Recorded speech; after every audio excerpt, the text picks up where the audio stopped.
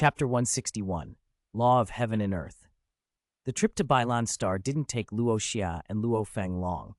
Besides buying metal for the Golden Horned Beast clone's cultivation, they purchased an E-grade nutrient cabin and 5 universe-rank slaves.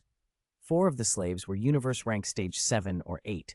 The 5th was a stage 9 universe-rank Psyker Master. The nutrient cabin itself was obscene in price, 860 billion universe coins, and the nutrient solution had to be bought separately at 10 billion per ton.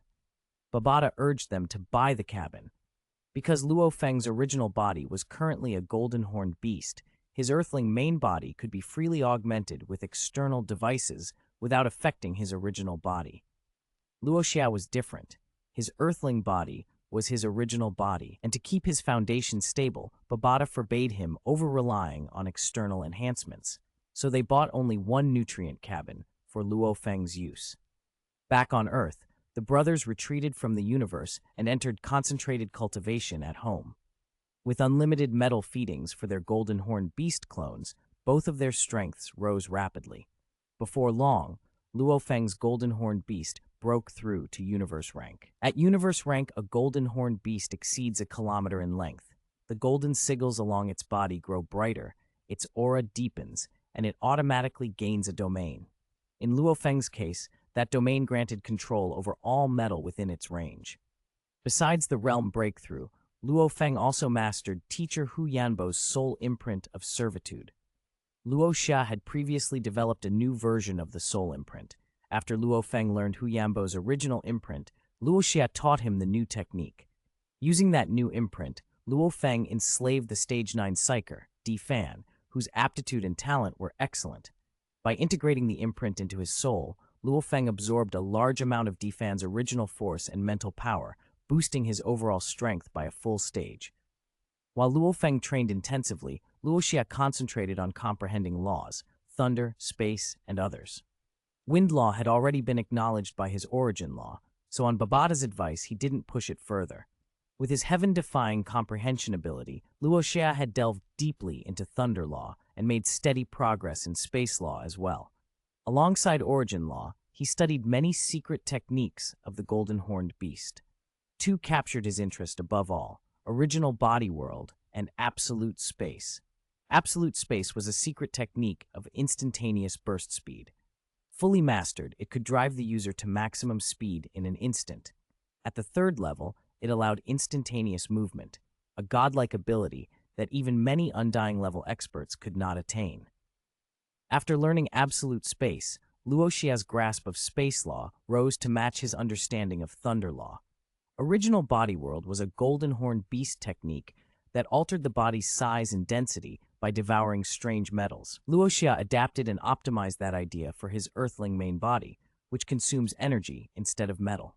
He renamed his adaptation the Law Manifestation of Heaven and Earth, a nod to the classic Journey to the West lore. Original body world has 3 levels. For the golden horned beast, the first level lets it become 3 times larger or smaller and increases strength 3-fold. The second level allows a 9-fold size change with 9-fold strength. The 3rd level permits size changes up to 10,000 times, but strength tops out at 36 times. When the golden horned beast shrinks, it becomes denser and tougher. When it grows, it gains speed but not proportional combat power. Luo Xia's law manifestation of heaven and earth produced similar effects, but reversed. When he shrank, his speed and agility increased dramatically. When he grew, he gained tremendous combat power. Its 3 levels were also more combat-oriented. First level could multiply strength 10-fold, second level 30-fold, 3rd level 50-fold. Compared to original body world, law manifestation emphasized comprehension and was harder to cultivate. 2 years passed in a blink. On Mars, the 2 brothers faced each other in midair. "Big brother, I'm coming," Luo Xia called. Golden sigils flared all over his body. A golden light surged outward as he shot up, expanding to over 100 meters tall. His cloud-caressing vine battle armor grew with him. He hovered there like a dark Ultraman. Luo Feng watched, surprised. He had been cultivating law manifestation too, but still couldn't reach the 1st level. As creator, Luo Xia had already mastered the 1st level and could grow directly to over 100 meters, his strength rising 10-fold. Luo Xia's aura erupted, tearing apart the yellow sand atmosphere. "Come on," he shouted. Luo Feng vanished in an instant. A colossal golden-horned beast appeared, 6 kilometers long, its size like a mountain range. Its hooves rose 2 to 3 kilometers high like pillars. Luo Xia's 100-meter form looked tiny beside it. A flash passed through Luo Feng's dark golden pupils, and he brought his massive hoof down as if to crush Luo Xia. "Ha! Good timing!" Luo Xia laughed, unafraid. He met the hoof head-on with a punch. Boom! The collision of fist and hoof sent out a terrifying shockwave that warped space. A hurricane more violent than a Category 12 typhoon swept around them. Cracks spidered over the Martian surface. When the dust cleared, a crater tens of thousands of meters across yawned where they'd struck. Luo Feng felt the force from his hoof and was secretly surprised. His golden-horned beast's strength had reached Universe Rank Stage 6. Luo Xia was only Astral Rank Stage 9. That Luo Xia could physically contend with him was incredible. Babata explained, Luo Xia's life gene had been enhanced tenfold by primordial universe will, and then boosted 1 additional fold by a bloodline evolution agent, 11-fold in total. That alone let him stand up to a golden-horned beast's physical power. Anyone else would have been crushed. After the head-on clash, the brothers traded secret techniques like a dance of gold. In Babata's eyes, 2 golden threads kept colliding. Each impact unleashed destructive power that shredded air and earth, gouging canyons and craters into Mars's surface. Even the planet's endless dust storms were torn apart by their battle. Boom, another collision. The two separated briefly, exchanged a look, and both activated their domains. Godspeed domain for Luo Xia and Metal domain for Luo Feng. A gray domain radiated from Luo Xia and enveloped the beast. Luo Feng hastened to expand his golden domain, commandeering metal from the ground. The metals flowed into him, forming countless sharp spikes that circled his massive body, a whirling storm of blades. If Luo Xia approached, he would be shredded. Only by saturating the area with metal could Luo Feng hope to cope with Luo Xia's speed. Luo Xia smiled. Small, his 100-meter body shrank in a flash of gold.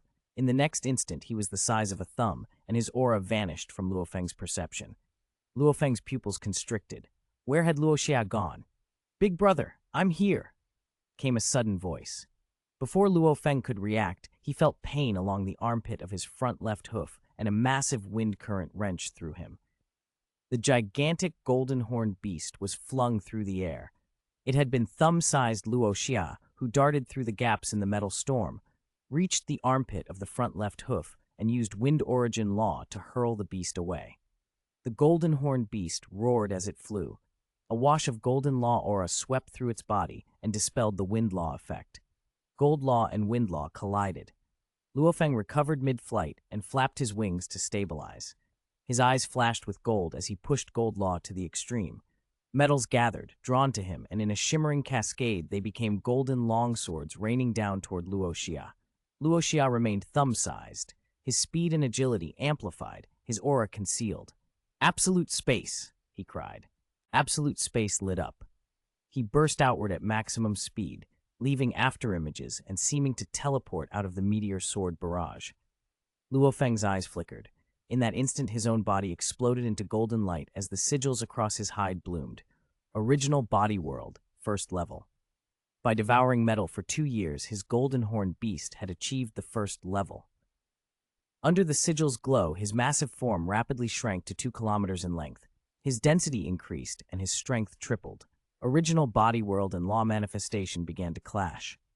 Luo Feng nearly strained his perception to the breaking point. He sensed a subtle change in air currents near his lower abdomen, the sign Luo Xia had arrived under him. He flipped over in a single motion. His huge wings descended like an iron curtain, aiming to crush Luo Xia. Luo Xia's eyes widened. He hadn't expected such a swift reaction, but he roared, "Freeze!" Space law surged. The air around Luo Xia thickened to viscous sap. The huge wings were locked in place. In Luo Feng's perception, the area of space holding his wings was confined, unable to move, like a mythical immobilization spell. "You're using space origin law to confine space?" Luo Feng shouted. Luo Xia returned to his normal size and scratched his head with a smile. "My comprehension of space law has improved recently. I wanted to try it." Luo Feng put his golden horned beast original body back into his inner world and let his earthling clone reappear. He looked at his brother with open admiration. Babada, perched on Luo Xia's shoulder and propping his head on his hand, beamed. At the rate Luo Xia is comprehending now, Babada said happily, when he advances to universe rank, he'll likely gain recognition from space origin law. That's an achievement many undying level powerhouses never reach. Luo Feng asked, "How's your comprehension of thunder law?" "It's okay," Luo Xia answered. "It doesn't match my attribute, so progress is slower. But gold law, because of the golden horned beast's nature, I've caught up with it, and my grasp of gold law is now even deeper than my thunder law." Luo Feng smiled wryly. His own gold law was only at the surface. Luo Xi, on the other hand, had already gained wind origin law recognition, had deep understanding of gold law and thunder law, and could now confine space over a considerable area. Luo Feng sighed inwardly, born of the same parents, and yet the gap between them had grown so wide. December 15th, 2065, Huaxia calendar. The triennial Ganwu auction was about to begin. Luo Xia had received the invitation because the proceeds from a recent sale had been deposited into his account, and he and his eldest brother, Luo Feng, logged into the virtual universe together. "Xiao Xia, when you get back, tell me everything you saw at the auction," Luo Feng said as they walked toward Luo Hua's studio. "Big brother, why don't you go?" Luo Xia asked. In the original plan, it had been Luo Feng who would attend. Luo Xia hadn't been particularly interested, but since the money had gone into his name, the auction invitation had been addressed to him. Luo Feng laughed and shook his head. "No, I'd rather stay home and spend time with Ping Ping and Xiao Hai." Few families actually gave their auction slots away. The Ganwu auction was the highest profile event in the Ganwu universe. Most people clutched their invitations like trophies. Occasionally, a powerful family would let a promising disciple attend for experience. "All right then, I'll go," Luo Xia decided. "If I see anything good, I'll bid for you." "Good," Luo Feng said with a smile. They reached Luo Hua's studio and pushed open the door. The room, nearly 100 square meters, was filled with young people at virtual terminals typing and focused. Even Luo Xia and Luo Feng's entrance didn't disturb them. Luo Hua looked up from his screen in surprise. "Brother, Xiao Xia, you two here?" he asked, smiling. Luo Feng looked around the busy studio. "Lively place." "Just about," Luo Hua answered. The others in the studio noticed the brothers and stood to greet them. Luo Hua led them to the tea room next door. They sat, and Luo Xia poured tea for his brothers. Luo Hua took a cup and regarded them. "It's strange to see you here when I'm working. Did something happen? Why are you both here?" Luo Feng took a sip and explained, "The Ganwu auction starts tomorrow. Xiao Xia got the invitation because the sale money went into his account. We wanted to ask how much ready capital you have." Luo Hua nearly choked on his tea. "The Ganwu auction? That's the highest tier auction in the whole Ganwu universe country. The entry threshold is very steep." "What is the threshold?" Luo Xia asked. "You have to be a 3-star client of the 2 major banks," Luo Hua said. "When did you get so rich?" "It's money we got from an adventure," Luo Xia replied. "I gave you 2 trillion universe coins 2 years ago. This is part of that." Luo Feng added, "We just want to know how the 2 trillion is doing. If Xiao Xia is going to the auction, having more cash on hand will help." Luo Hua sighed. "Last year, I invested in a biotech venture, pancreatic cancer treatment research. At its peak, it returned 50%, but I also had losses, so the 2 trillion you gave me pretty much stayed the same. This year, I've done well, and my assets are up to 3 trillion now," he continued. "Half a year ago, I used a lot of it to set up a large position. It's supposed to start yielding soon. If you need cash right away, I can liquidate, but selling all at once would move the market. I estimate that if I had to, I could free up around 8 trillion universe coins. If you need funds urgently, I'll sell. I can definitely get you more than 2 trillion. Luo Xia and Luo Feng exchanged glances. Luo Xia thought of how, if he hadn't spent the last 2 years on cultivation, he could have been manipulating the market like his brother. But he'd chosen cultivation instead, and that had accelerated his understanding of the origin law. "No hurry," he said. "The auction runs 10 days. If I need funds, I'll message you." "Fine," Luo Hua said. "Tell me in advance if you need it." The next day, Luo Xia bid farewell to family and relatives and rode a Pegasus to the teleport point, invitation in hand. The invitation pulsed and projected a string of lights. The suspended city's defenses automatically opened a channel and welcomed him. Outside the auction hall, a long line had formed. Luo Xia stood near the back and watched attendants hand black tokens to those entering. He whispered into the wrist guard at his side where Babata lived, an informational AI. "So many people," Luo Xia said. Babata's voice came through the guard. "This is the highest-tier auction in the Ganwu Universe country. Attendees include world lords, some top merchants, and powerful young prodigies from influential families. To most people, you look like one of those powerful young talents." Two men in line ahead of Luo Xia talked quietly. "How many will attend this year?" one asked. "The last auction had 1,316,038 participants. Judging by the line today, it'll be far larger," the other said. "I heard there's a slot that lets a world lord enter the primal universe for comprehension. A single world lord slot. Even undying-level powerhouses have come to fight for it." Luo Xia pretended not to notice and asked Babata, "What's the primal universe?" "The universe we're in is the original universe," Babata explained. "The primal universe is a newly forming universe. It's said to be better suited for comprehending the origin law. That's all I know." "Even you aren't sure?" Luo Xia frowned. "Your old teacher never went either, so I don't have first-hand data," Babata replied. People in line mentioned other terms: outside territory battlefield, star domain secret realms, that Luo Xia had never heard of. When someone asked which family he represented, Luo Xia smiled. "No family, no organization," he said. The man nodded skeptically and moved on. A few minutes later, a hostess handed Luo Xia a black token with a translucent hollow screen. "Welcome to the Ganwu auction. This is your seat number, KND 99286. The auction hall was enormous, 3 million seats in a stadium-like ring around the central stage. "Each seat is 6 meters wide and 10 meters high," Babata said. "They make them huge to accommodate big clients. Private rooms would require an even larger venue." Luo Xia found his seat. It was so spacious, he could have slept on it. He stretched out, took snacks from his space, and began to eat. People nearby glanced at him, so young and so relaxed at such an occasion. Time crawled by. After nearly 3 hours, Luo Xia yawned. "Isn't this supposed to start?" he muttered. Babata sighed. "It's starting soon. Pay attention." "Pay attention to what? You still need money to win anything," Luo Xia said, cracking sunflower seeds. A deep voice suddenly filled the hall. From the stage, a bald old man with a black turtle-like shell on his back called out, and a towering three-dimensional projection flashed above him. Luo Xia sat up.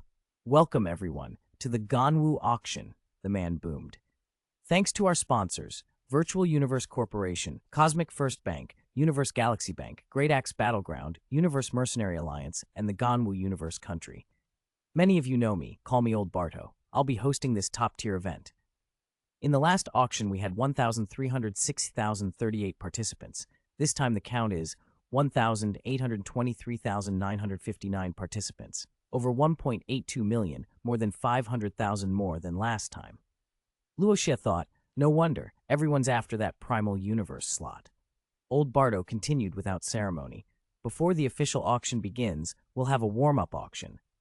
The projection shifted, and a galaxy cluster appeared. "Tana Star Domain," Old Bardo announced. "A small star domain among the more than 13,000 in the Ganwu Universe country, 668 star systems in total. It was once the territory of an undying powerhouse who is now seeking a life-or-death adventure and wishes to sell the domain. Starting price, 300 mixed yuan units." The hall erupted. A warm-up auction that put an entire star domain up for sale? The Silver Blue Empire, the civilization some used as a benchmark, held a star domain of only 8 star systems. 668 systems were an unimaginable resource base. Luo Xia grinned and sat up straighter. "This is the real thing," he thought. Bidding climbed, 861, 876, 912, and finally the Tana star domain sold for 1,000 mixed yuan units. Old Barto raised his voice. "The main auction is now open. Everyone will see the first batch of items, 1,000 items, on their auction tokens. Prepare to bid." Luo Xia tapped his token to view the list. The first item popped into the projection. Item 1, 92 members of the Burna clan, Metal-type life forms, Old Barto announced. Burna metal life forms can fuse with universe spacecraft, granting self-repair and self-upgrade abilities. 92 Burna metal life forms in total. Starting price, 200 billion universe coins. The highest 92 bidders will each receive one. So the top 92 bidders each get a Burna? Luo Xia asked Babata. Yes, Babata said. In auctions with multiple identical items, they often award them to the highest bidders in that quantity. Luo Xia chewed his seed and watched the hall as the bidding began in earnest. The Ganwu auction had only just started, and already it was proving to be everything the legends had claimed: grand, ruthless, and full of chances for those with pockets deep enough to reach for them. Chapter 163, The Second Clone of the Demon Killer Clan. The Ganwu auction ran 10 days. Luo Xia didn't win any surprises. His and his brother Luo Feng's current resources couldn't afford extravagant splurges, so the things he bought matched what had been expected in the original timeline. He purchased Lan Ke fruit for cultivating the cloud-caressing vine, a Yan Shen weapon, and a damaged skin from the demonic killer race. The Yan Shen weapon was forged with a fusion of gold law and space law. That combination made it perfect for Luo Feng, whose attributes aligned with those laws. Luo Xia's strengths leaned toward wind and time law, and he still hadn't encountered anything to develop his time law comprehension. It was frustrating but not urgent. He was only astral rank and still in his 20s. Time was on his side. On Babata's suggestion, Luo Xia bid on the demonic killer race skin. Babata had explained that the demonic killer race was an energy-based life form favored by the space origin law. Its skin contained secret space law patterns. If nurtured, it could become an exceptional assassin clone, what they hoped to use as a second clone to inherit space talent. The auction closed with the final lot, a quota to comprehend the primal universe. That was beyond Luo Xia's reach, so he sat back and watched as the galaxy's heavyweights vied for it. After the auction ended, he left the suspended city. 15 days later, Luo Xia and Luo Feng took Defy and Melissa to Bailan Star to collect the items. Under Luo Xia's guidance, Melissa had advanced to Astral Rank Stage 8. Her progress had been rapid, and her illusory talent was already able to affect Luo Feng's willpower, which stood at Universe Rank Stage 6. That was impressive. The auctioned items had been shipped to Bailan Star. Once their guest credentials were confirmed, staff from the Virtual Universe Corporation unloaded large crates from awaiting transport. Luo Xia stored them all in his space ring after a brief courtesy exchange, a handshake with a silver-haired middle-aged representative, and watched the corporation's ship ascend and disappear into Bailan Star's horizon. Back aboard their own ship, they opened the crates. Inside were the Lan Ke fruit, the Yan Shen weapon, and the demonic killer race skin. Big brother, the Lan Ke fruit is for cultivating the cloud-caressing vine, Luo Xia said. This Yan Shen weapon is a very powerful item, secret patterns of gold and space law.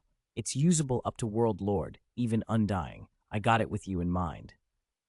The Yan Shen weapon resembled a staff, but it wasn't a single solid rod. It was formed of interlocking small blades, evoking a similar effect to the meteor sword Luo Xia had acquired in another world, only far superior. The meteor sword had a single gold law pattern. This weapon carried both gold and space laws. Luo Feng held the weapon and felt a crushing law aura. It makes me feel like I'm carrying a mountain, he said, catching his breath. It suits you better than me, Luo Xia insisted. My main affinity is wind and time. The Yan Shen weapon's gold and space make it ideal for you. Luo Feng, still stunned by the weapon's presence, bowed his head slightly. All right, I'll accept it. Luo Xia pointed at the last crate. This is the demonic killer race skin. Babata says the demonic killer race is one of the universe's top assassins, an energy life form with extraordinary space talent. If we nurture it, we can create a second clone and inherit some of that space ability. Luo Feng frowned. What rank is it? If it's above Universe Rank Stage 6, we won't be able to nurture it. The Golden Horn Beast clone has limits. If the target is higher than the nurturer, it can't be raised. According to the auction house, it's only Universe Stage 2, Luo Xia replied. Babata explained that if a demonic killer race were high rank, you couldn't preserve its skin. Being energy-based, it disperses on death. Luo Xia added casually, even if it were higher, We could always wait until we're stronger. These things don't expire. Babata laughed. The Yanshen weapon is a top-tier armament. It can reach Worldlord peak and has 9 forms. Its potential is unpredictable. Luo Feng, you need to familiarize yourself with it and begin practicing its first form. Luo Feng nodded. I understand. They returned to the solar system, but instead of heading straight for Earth, the two brothers stopped at Mars. Luo Feng released his golden horned beast Origin, a colossal beast over 6 kilometers long that hovered like a flying mountain range, majestic and terrifying. Luo Xia carefully sliced a small piece from the demonic killer race skin and fed it to Luo Feng's golden horned beast. He then released his own golden horned beast clone. Luo Xia's clone was smaller, about 4 kilometers long, and over the past 2 years he had only barely raised it to Universe Stage 4. Luo Xia's main body was on the verge of reaching Universe rank, but he had been deliberately suppressing his power so he could enter the upcoming Universe Genius battle at a lower threshold while consolidating his foundation. They had chosen to let the golden horned beasts do the nurturing for a reason. A clone nurtured directly by the main body would be truly dead if killed. A clone nurtured by a golden horned beast, however, could be resurrected repeatedly, as long as the beast itself lived and its origin core remained intact.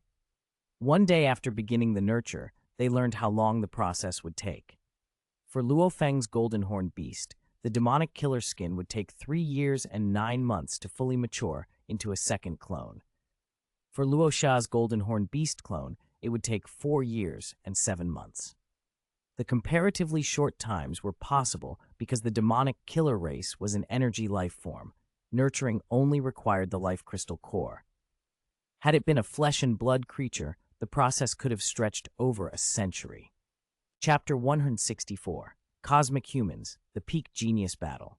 Because the golden horned beast clone was being used as the host to gestate the demonic killer race clone, Luo Xia could not use the cave heaven world to siphon energy and speed up the process. 4 years or so was an acceptable wait. After the Ganwu auction ended, the lands of China welcomed the Spring Festival. Even after surviving the Great Nirvana, people had not forgotten their most important holiday. Luo Xia and Luo Feng took a rare break from constant cultivation to stay home with their family and celebrate. Watching his 2 young nephews chase each other across the room, Luo Xia felt a lump in his throat. Even with the upheaval of the Great Nirvana, the traditions remained. Back on Earth before his transmigration, New Year's Eve had long since stopped being a holiday. But here, they still celebrated. When the festival ended, Luo Xia and Luo Feng returned to their cultivation. Luo Xia wasn't in a rush to advance his realm. Most of his energy went into nurturing the meteor sword and further studying the original law. Luo Feng focused on nurturing the Yan Shen weapon. Both the meteor sword and the Yan Shen weapon were exceptionally high-rank armaments, weapons only usable by World Lord level practitioners. Weapons beyond the 5th rank were fundamentally different from lower-ranked gear. They required their masters to cultivate with them, to let the weapon attune to the owner's aura. Such treasures were almost like spirit relics. Without familiarity, the weapon would resist and be awkward to use. Although the Yan Shen weapon belonged to Luo Feng, Luo Xia could still study the secret law patterns etched into it. Those patterns helped him deepen his understanding of the gold and space laws considerably. While the two brothers immersed themselves in practice, far away in the imperial capital star of Black Dragon Mountain, a different storm was brewing. In a floating palace, Ninth Prince Brolin stood in royal robes and glared down at his subordinates. "Have you found any information on that Luo Xia?" he asked coldly. Catulo knelt before him, head bowed. "Not yet. We only found that he's a subordinate of Territory Lord Mingyu of Three Axe Mountain. Everything else seems carefully concealed." Brolin's expression hardened. "You still haven't located him?" "Not yet," Catulo stammered. Brolin sighed and waved them away. As soon as the men left the hall, he exploded in a fury, tossing aside objects in his rage. Lately, everything had been going wrong. During the world-in-a-world battle, he had risked everything to seize a legacy crystal, only to find out it was a fake. His maternal grandfather Hargrave had nearly lost his fortune and offended important world lords over that counterfeit. With Hargrave's influence diminished, Brolin's position as ninth prince had become precarious. If he wanted any hope in the imperial succession, he needed money, lots of it. Money bought leverage, alliances, and troops. He was certain Luo Xia had many treasures from the world in a world. If he could locate Luo Xia's position, he could seize those treasures. Brolin knew Luo Xia wouldn't sell such spoils cheaply. Those who had done so had long since met miserable ends. So only by force could he take them. There was a problem. Princes were forbidden from accessing the Empire's Citizen General Information Database and intelligence systems. If he tried to probe the records himself and got caught, his career would be finished. Then he remembered, his maternal grandfather could access those resources. Brolin dressed and made his way to the Imperial Palace, then through the Holy Land to the Black Dragon Mountain itself, the divine kingdom of the Empire. At the gate, he was stopped by the two-winged guardian, who brooked no nonsense. Brolin did not dare put on airs and said quickly, "I have business with my maternal grandfather." A voice thundered from miles away. "Let him come." The guardian gave strict orders. "You may enter the Holy Land, but go straight to Lord Hargrave. No detours." "Understood." Brolin produced a Universe-class ship from his spatial ring and, under the Guardian's watchful gaze, flew toward the Black Dragon Mountain. The Black Dragon Mountain in the Divine Kingdom was a massive dark range, more than 100,000 kilometers tall, arcing like a two-winged black dragon across the heavens. Hargrave's voice guided Brolin to a cliffside palace where the old man, bald, hook-nosed, waited. "Maternal grandfather." Brolin landed and saluted respectfully. Hargrave turned, offering a slight smile. "Abu, what brings you here?" Brolin's face twisted with frustration. "My life has been difficult lately, grandfather." "I know," Hargrave said calmly. "There's an astral rank fellow who got a lot of treasures during the World in a World. I can't use the Empire's database to look him up, but I'm sure it's Luo Xia. If I could find him, I could get the treasure we need." Hargrave's interest sharpened. "You think he's the one acknowledged by the original law in that battle?" Brolin nodded. "I'm 80% sure. His comprehension was exceptional. Once my men tried to snatch a treasure he had, but when they caught up, he and his people made a clean escape. They discovered he had both a domain and command of the Wind Origin Law, the same law that descended from the castle that day. I'm convinced he's the one who was acknowledged by the Wind Origin Law." Hargrave raised an eyebrow. "If that's true, this child's comprehension is indeed very high." He sent a thread of consciousness into the virtual universe to query available records. After a moment, he spoke. "I've found some information. He is a subordinate of Ming Yu, and after the World in a World, he was awarded 100 planetary territories by Ming Yu.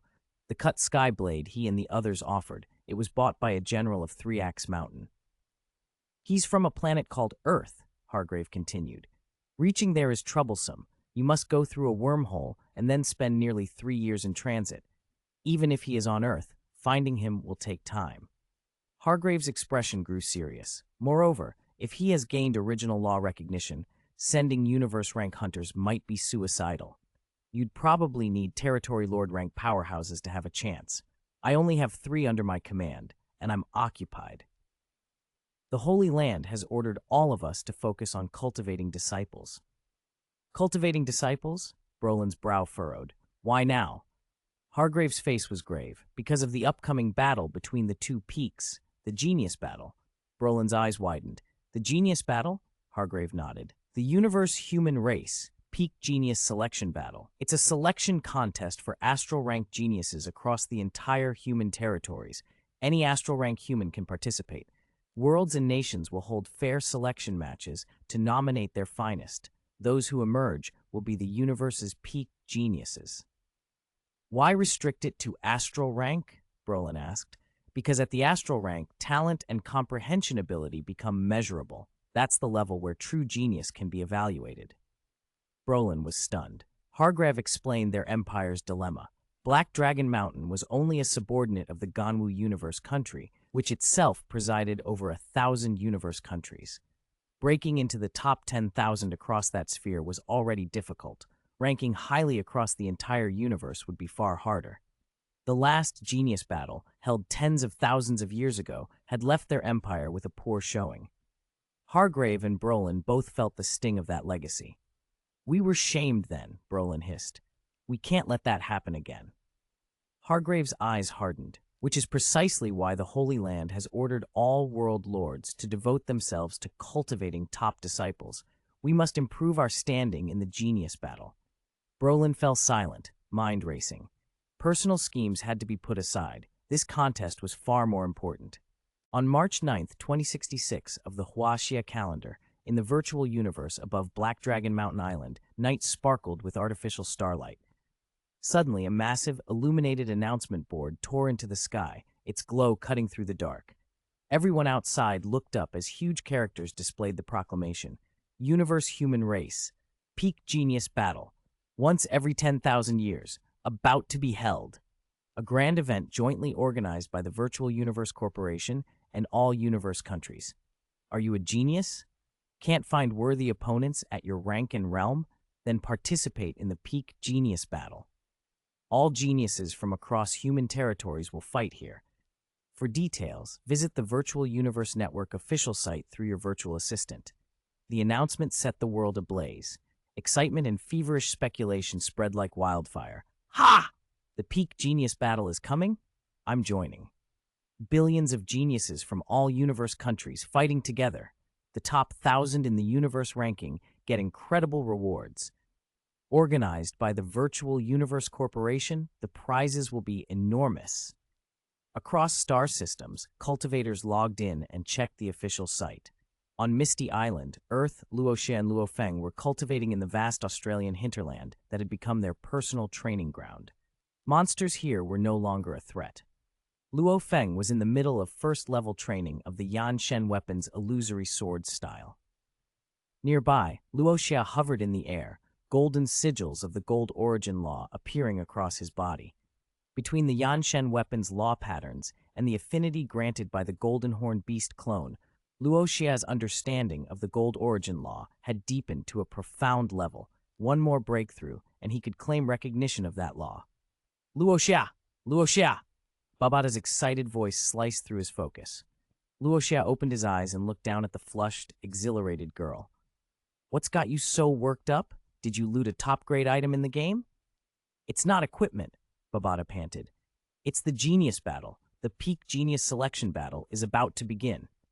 Luo Feng set the Yanshen weapon aside, intrigued by how unusually excited Babata was. "What's this genius battle?" "Get into the virtual universe now," Babata urged. "Once you're in, you'll see." Luo Xia felt his heart race at the name. The peak genius battle, the grand event of the human race, held once every 10,000 years, was finally returning. He and Luo Feng hurried back to their villa on Misty Island and logged into the virtual universe. Babata projected the announcement board into their villa's sky. "Universe human race? Peak genius battle?" Luo Feng repeated, stunned. "All astral rank humans in the universe can participate? Billions of geniuses?" Both brothers felt a burning desire to fight their way to the top and prove themselves among the universe's greatest. Babata brought up the official interface and scrolled through the details. The Peak Genius Battle would be divided into two stages, the Universe Country Selection Battles and the Peak Grand Finals. Each universe country would first hold internal selection matches. Winners would then advance to the Grand Finals, where the overall universe rankings would be decided. The top 1,000 in the universe-wide rankings would receive 3 major rewards: a monetary bonus scaled by rank, ranging from 10 mixed units up to 10,000 mixed units, an opportunity to enter the primal universe for advanced comprehension, and the chance to become a core member of the Virtual Universe Corporation. Luo Xia's pulse quickened. This was an opportunity not only to test himself against the best, but to gain tremendous resources for cultivation. If he could earn a spot among the universe's top geniuses, the rewards would change everything. Around them, across many worlds, countless astral-ranked geniuses were reacting the same way. Exhilaration, ambition, and the hunger to be recognized at the highest level. The cosmos had called for its geniuses, and the contest was about to begin. Chapter 165, the preliminary round begins. After reading the reward list, Luo Feng felt a flicker of surprise. 1,000 people get to enter the primal universe? Luo Xia had already told him about the spectacle at the Ganwu auction. Countless world lords and undying-level powerhouses fighting for a chance to cultivate in the primal universe. Babata nodded and said, "The rewards are exceptional this time. The prize money is huge, and there are slots to enter the primal universe and become core members of the Virtual Universe Corporation. These rewards are more than worth it for those geniuses who make the top 1,000. Luo Feng, Luo Xia, this is a huge opportunity. You should try." Luo Feng bristled at the suggestion. "Try? From the way you said it, you don't think the two of us have a chance to break the top 1,000. Babata shrugged. "Luo Feng, you really underestimate the billions of geniuses in the universe. Not just in the Ganwu universe country, breaking into the top 1,000 across the entire universe is nearly impossible. Even the top 1,000 in the Ganwu universe country will be a brutal contest." He glanced at Luo Xia. However, Luo Xia actually has a real shot at the universe-wide top 1,000. Luo Feng spread his hands in disbelief. "Are you biased against me? Why can Luo Xia aim for the universe-wide top 1,000, but I can't even make the top 1,000 in the Ganwu universe country?" Babata crossed his little arms and regarded him coolly. "If you had Luo Xia's credentials, being acknowledged by an original law at astral rank, then maybe I'd think you could. The fact is, there are few undying-level powerhouses in the universe, but there are billions of astral-ranked disciples taken on by them. Among those disciples, many have excellent bloodlines, outstanding talent, phenomenal comprehension, iron will, and relentless practice. A lot of them have started from similar conditions as you. But most are older, some centuries old. They have experience, refined comprehension, secret techniques. Do you really think your current trump card can outmatch them?" Babata's voice grew blunt. "Your biggest advantage now is the golden horned beast's body. It gives you an exceptionally strong will and lowers your threshold for comprehending laws. But that's not uncommon across the boundless universe. Your main shortcoming is time. You simply haven't trained long enough. If your comprehension matched Luo Xia's, the shortfall would be negligible."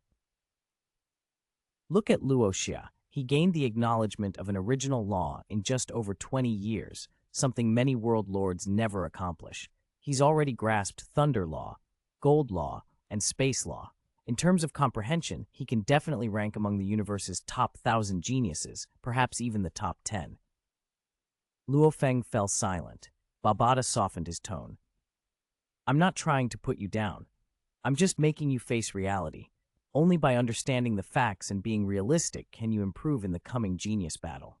If we judge you by willpower, domain, and law comprehension, apart from comparing you to Luo Xia, you're very strong.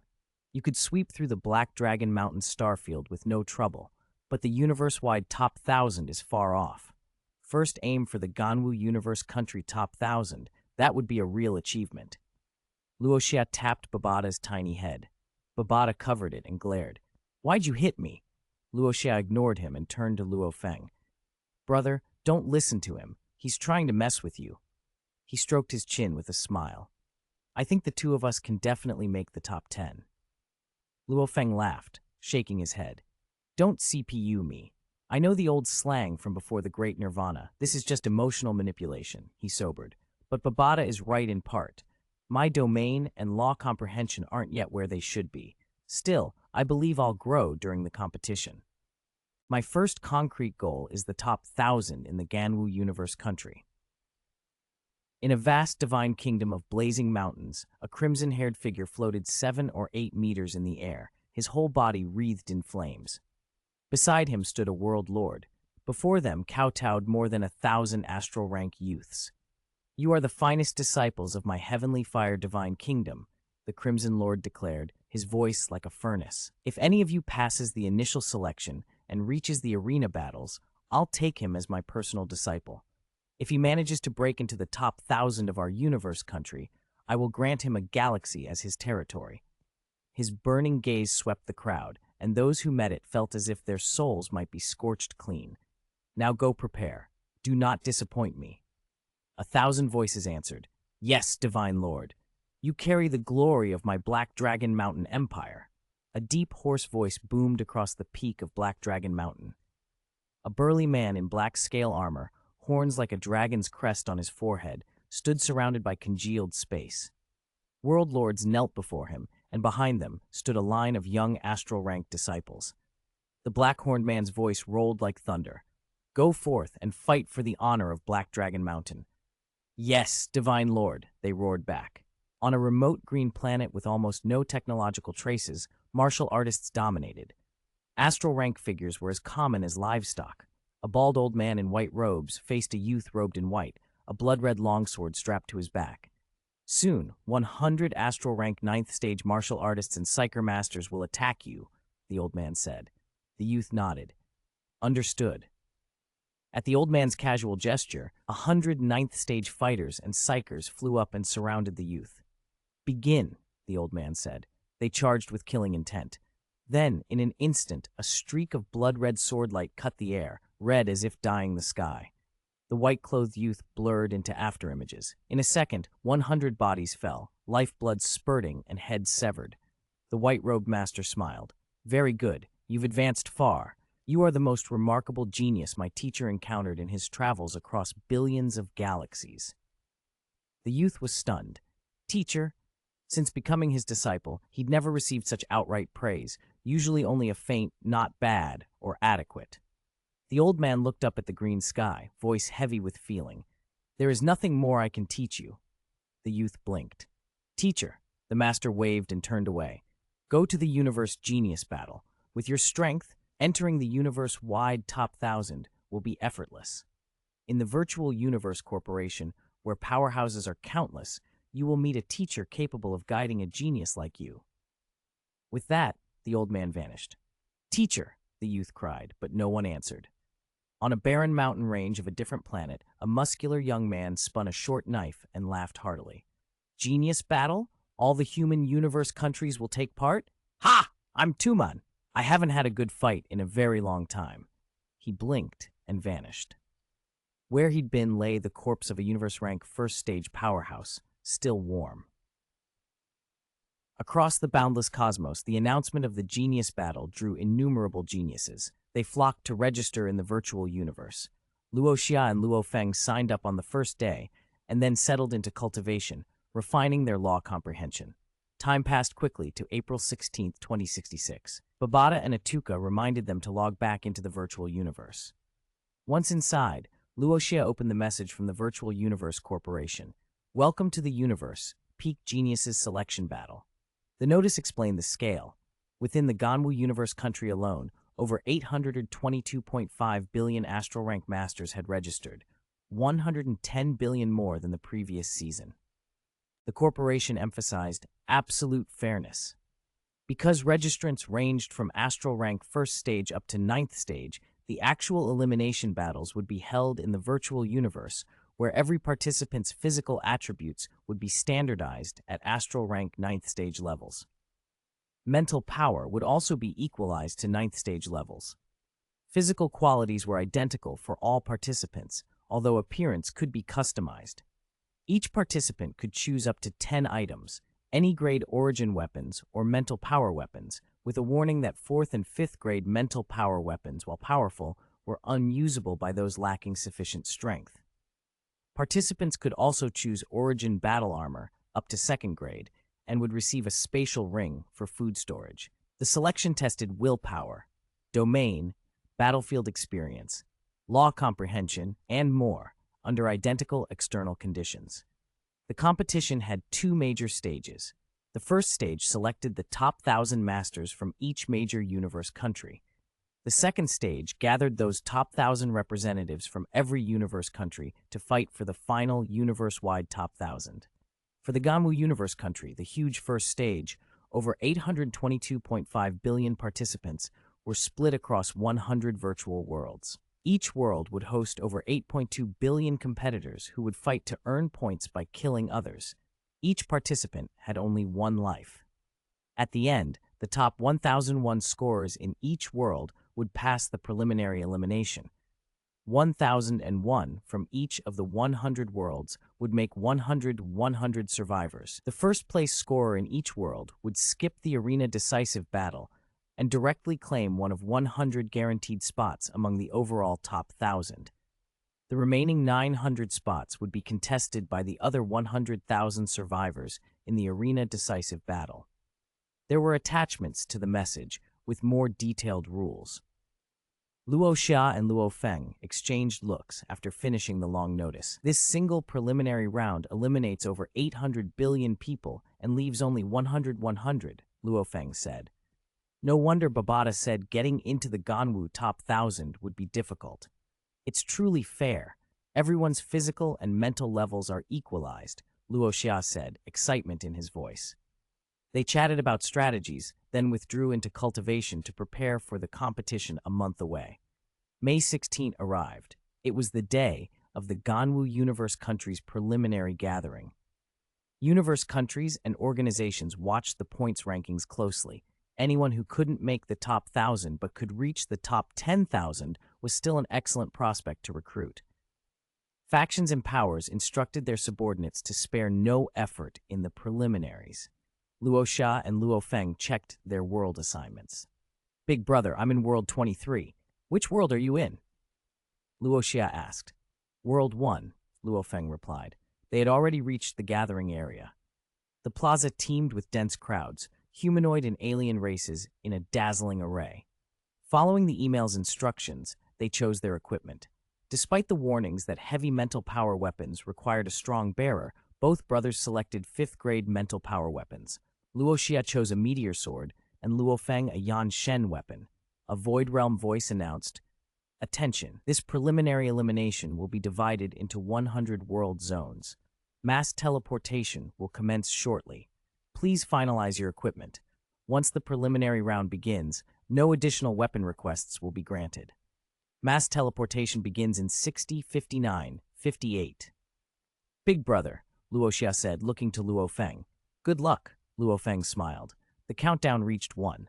As the announcement echoed across the plaza in the universal common tongue, the over 800 billion people standing there vanished in an instant. Chapter 166, Bait and Happy New Year, everyone. World Zone 23. After a brief daze, Luo Xia found himself standing on the rooftop of a skyscraper, more than 300 meters high. Wind howled across the roof. From the edge, he looked out over the city. This was a city of steel. Steel towers filled the horizon, every surface glinting with a cold, metallic sheen. Luo Xia tested the world's gravity with a few casual steps. It pressed down on him. Ridiculously heavy. At least 10,000 times Earth gravity, he muttered. He tapped the data feed from the Virtual Universe Corporation and scanned the info displayed in his mind. Participant, Luo Xia. Black Dragon Mountain Empire. Points, 0. Ranking, none. Current World Zone, World Zone 23 time. Preliminary elimination lasts 30 days. When time expires, the preliminary round ends. Winners are determined by point rankings at that moment. Note 1. World Zone 23 is a continent modeled after the Ironwood planet from the Ganwu universe. The continent contains 82 cities and covers 10.23 million square kilometers. Note 2. All materials in this world have hardness grade B9. Point rules. Killing one participant grants 1 point plus half of the opponent's points. Ranking rules. Deceased participants retain a ranking if their points are high enough. Even if they die and lose half their points, they can still place among the top 1001. Important reminder, each person has only one life. Upon death, the preliminary round for that person ends, and half their points are forfeited. Luo Xia read quickly, stroked his chin, and said to himself, with these point rules, it's only worth hunting in the middle stage. He surveyed the city below. The rooftop was a good vantage point. He decided to stay put for now. Luo Xia sat on the edge and watched. From up here, he could see a lot. Not long after he seated himself, the city exploded into violence. A roar from a street, then 2 figures clashed. That first roar was like a starting gun. Fights flared everywhere across the steel metropolis. Intrigued, Luo Xia watched as the slaughter began.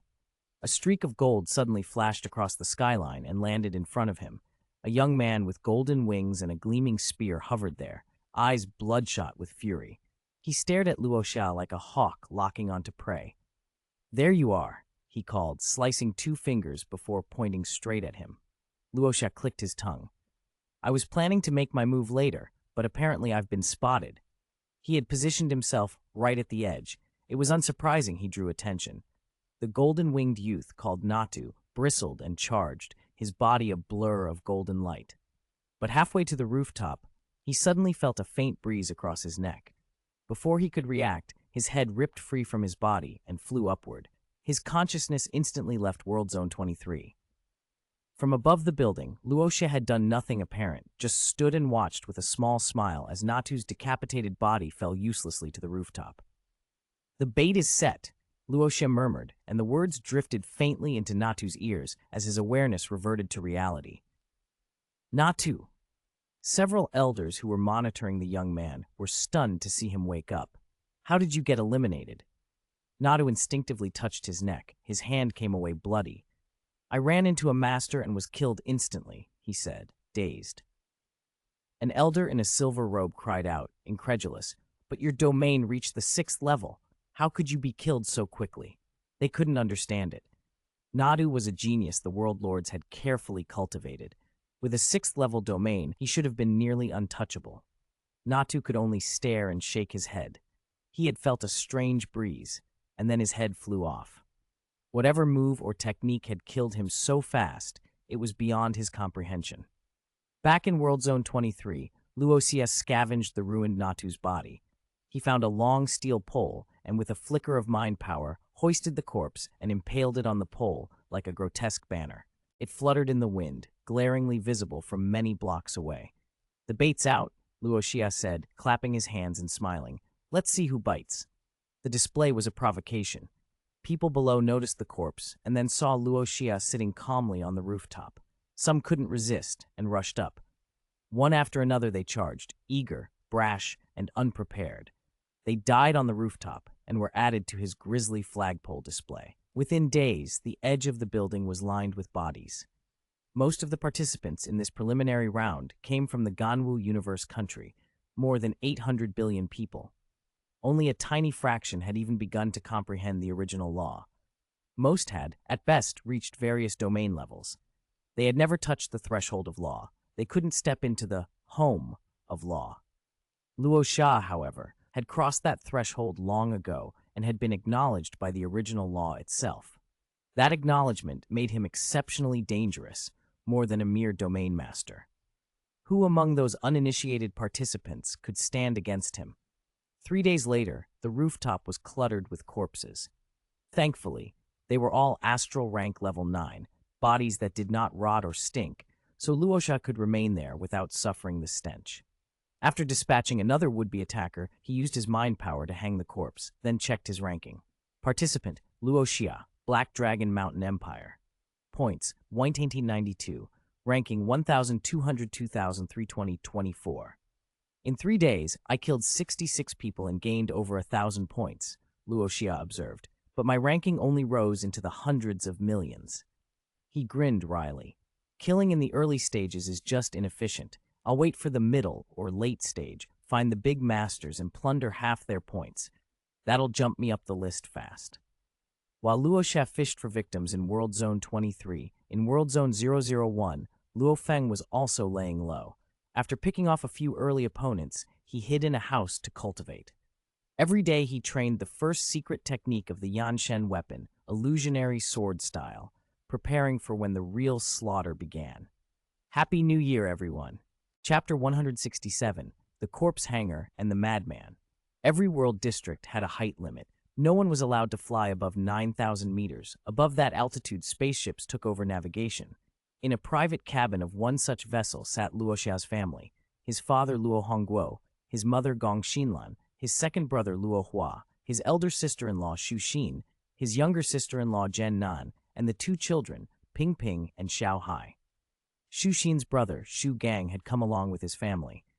"The genius battle isn't even being broadcast," Xu Gang groused. "If you want to watch the preliminaries, you have to come to a world district and take a ship to overlook them.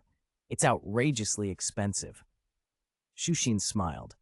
"It's normal that it isn't broadcast. There are over 8 billion people. How could they possibly air all of it?"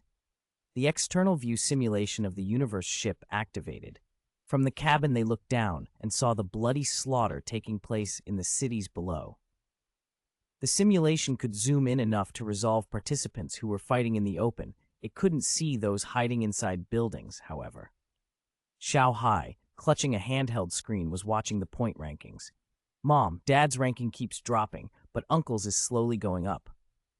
Ping Ping chimed in. Maybe Dad's holding back. Xiao Hai shot back. With so many people down there, who could be Dad's opponent besides Uncle? Does he need to hold back? The children's banter made the adults laugh. Shu Gang crouched down, grinning. Your dad and uncle are powerful. Come sit on your uncle's lap, Xiao Hai. No, Xiao Hai said, shaking his head. He kept his eyes on the screen. In his view, Luo Feng's rank was slipping, while Luo Xia's was climbing, slowly but steadily. The Genius Battle preliminaries were happening in 100 world districts at once. No single feed could cover them all, so from high officials to ordinary citizens, people were paying fortunes to ride spaceships and overlook the battles. On a luxurious ship above the 61st World District, a group of young nobles sipped wine and watched the city below through the ship's simulation. A burly man in a lavish robe laughed loudly. Ha ha, Luo Tuer, your Pengyu Empire is doing well. One of their contestants is in the top 100. Thank you, Your Highness, Luo Tuer replied with a smile. The ostentatious prince, only son of Marquis Ding Tian, grinned and added, the Pengyu Empire has always produced strong talent. He turned to a gaunt man named Brolin. Brolin, why haven't I seen any contestants from your Black Dragon Mountain Empire? The others joined in teasing. Yeah, Brolin, where are your people?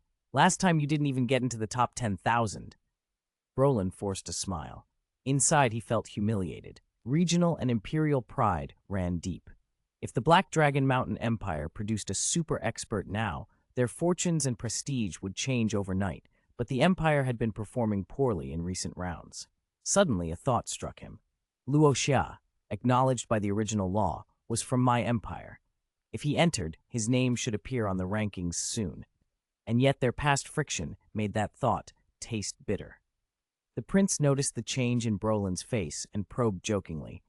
Brolin, really? Does your empire have an expert we don't know about? Brolin gave a short answer, trying to sound confident. You'll see. He couldn't deny Luo Xia's talent. The fact that the original law had acknowledged Luo Xia when he was still in a world within a world suggested exceptional potential. The only real worry was whether Luo Xia had already broken through to universe rank in these few years. If so, he couldn't enter the selection contest at all. World District 23. The rooftop of a glass and steel skyscraper gleamed with metal and with corpses. Over 1,000 bodies hung from the building's upper stories. The sight so grotesque, the tower looked like a tree festooned with dead leaves. At the crown of that corpse tree sat a young man in black battle armor, a faint, almost deranged smile on his face as he admired his handiwork. 10 days of killing and the bait stopped attracting fish, Luo Xia murmured. Around him, no one dared come within 100 miles. He glanced at his arm guard. A virtual projection displayed his current points and rank. Participant, Luo Xia, Black Dragon Mountain Empire. Points, 12,701. Ranking, 70,125. Over 10 days, Luo Xia had used the corpses of would-be challengers as provocation, drawing over 1,000 contestants to test him. Most who came had low points. The highest had only about 1,000, and the truly powerful stayed away, unwilling to risk death and losing their hard-earned progress. Those who did try to take him down, hoping to leap forward in rank, all ended the same way, hoisted, preserved, and hung on that skyscraper. The nickname stuck, Guaxi Ren, the corpse hanger. Wind swept the dangling bodies, making them sway like dead leaves in a storm. Luo Xia stood and looked into the distance. 10 days. If I can't fish anymore, it's time to move on. If I leave things too late, it'll be harder to get first place. Then he vanished. He arrived on a narrow street where a hulking, two-horned man was prying his great axe from a corpse, the blade still slick with fresh blood.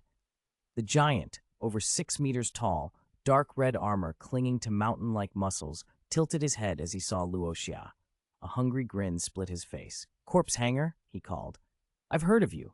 In this steel city, you might be a top 10 contender. I was looking for you. You came to me. Good, I'll gladly take half your points right now. Go to hell! He didn't wait. Wielding an axe that crackled with condensed crimson flames, he'd comprehended a trace of the fire origin law. he charged like a warship. Despite his bulk, he moved with surprising speed and ferocity. Luo Xia watched calmly. Fire origin law, he observed under his breath. Then, as if asking the horned man and himself at once, he murmured, "Do you know what the spring wind is like? Gentle, warm." He took one step, soft as a stroll. Then in the blink of an eye, his body slipped past the horned man as if through a ghost. The giant froze as a gentle breeze passed through him. That warm wind, though light, snuffed the flame law's heat and suppressed the axe's blazing aura. The horned man's head dropped. In the moment before death, his last vision was Luo Xia, back turned, slowly sheathing his longsword. On a universe ship over the 01 world region, Luo Hai was watching the rankings with the rest of the family. "Grandpa, Grandma, look, Uncle's rank just shot from over 70,000 to over 6,000. It's climbing so fast." "How did that happen?" Luo Hongguo asked, surprised.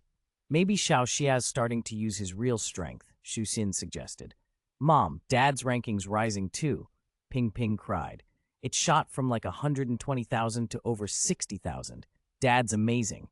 Dad's almost in the top 10,000. Xiao Hai added enthusiastically as Luo Feng's rank surged. Behind him, Luo Hua noticed Luo Xia's rank jump again, from over 6,000 to just over 2,000, and smiled.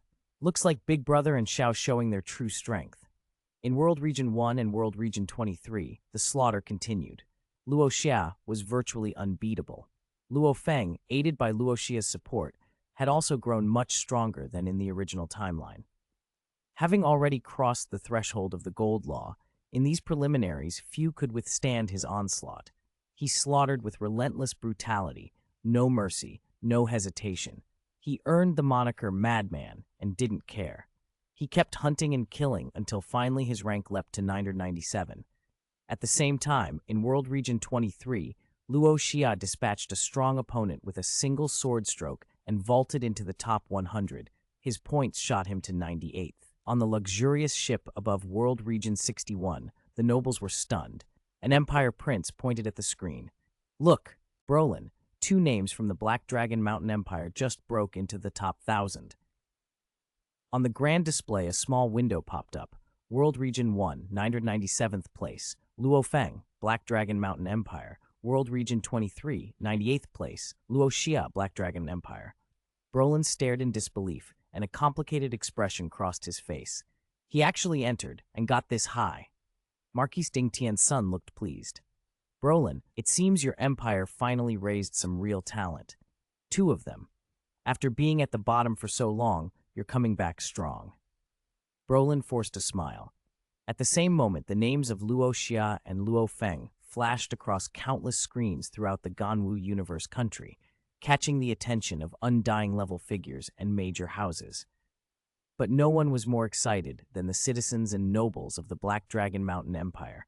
Their empire had been humiliated in previous genius battles.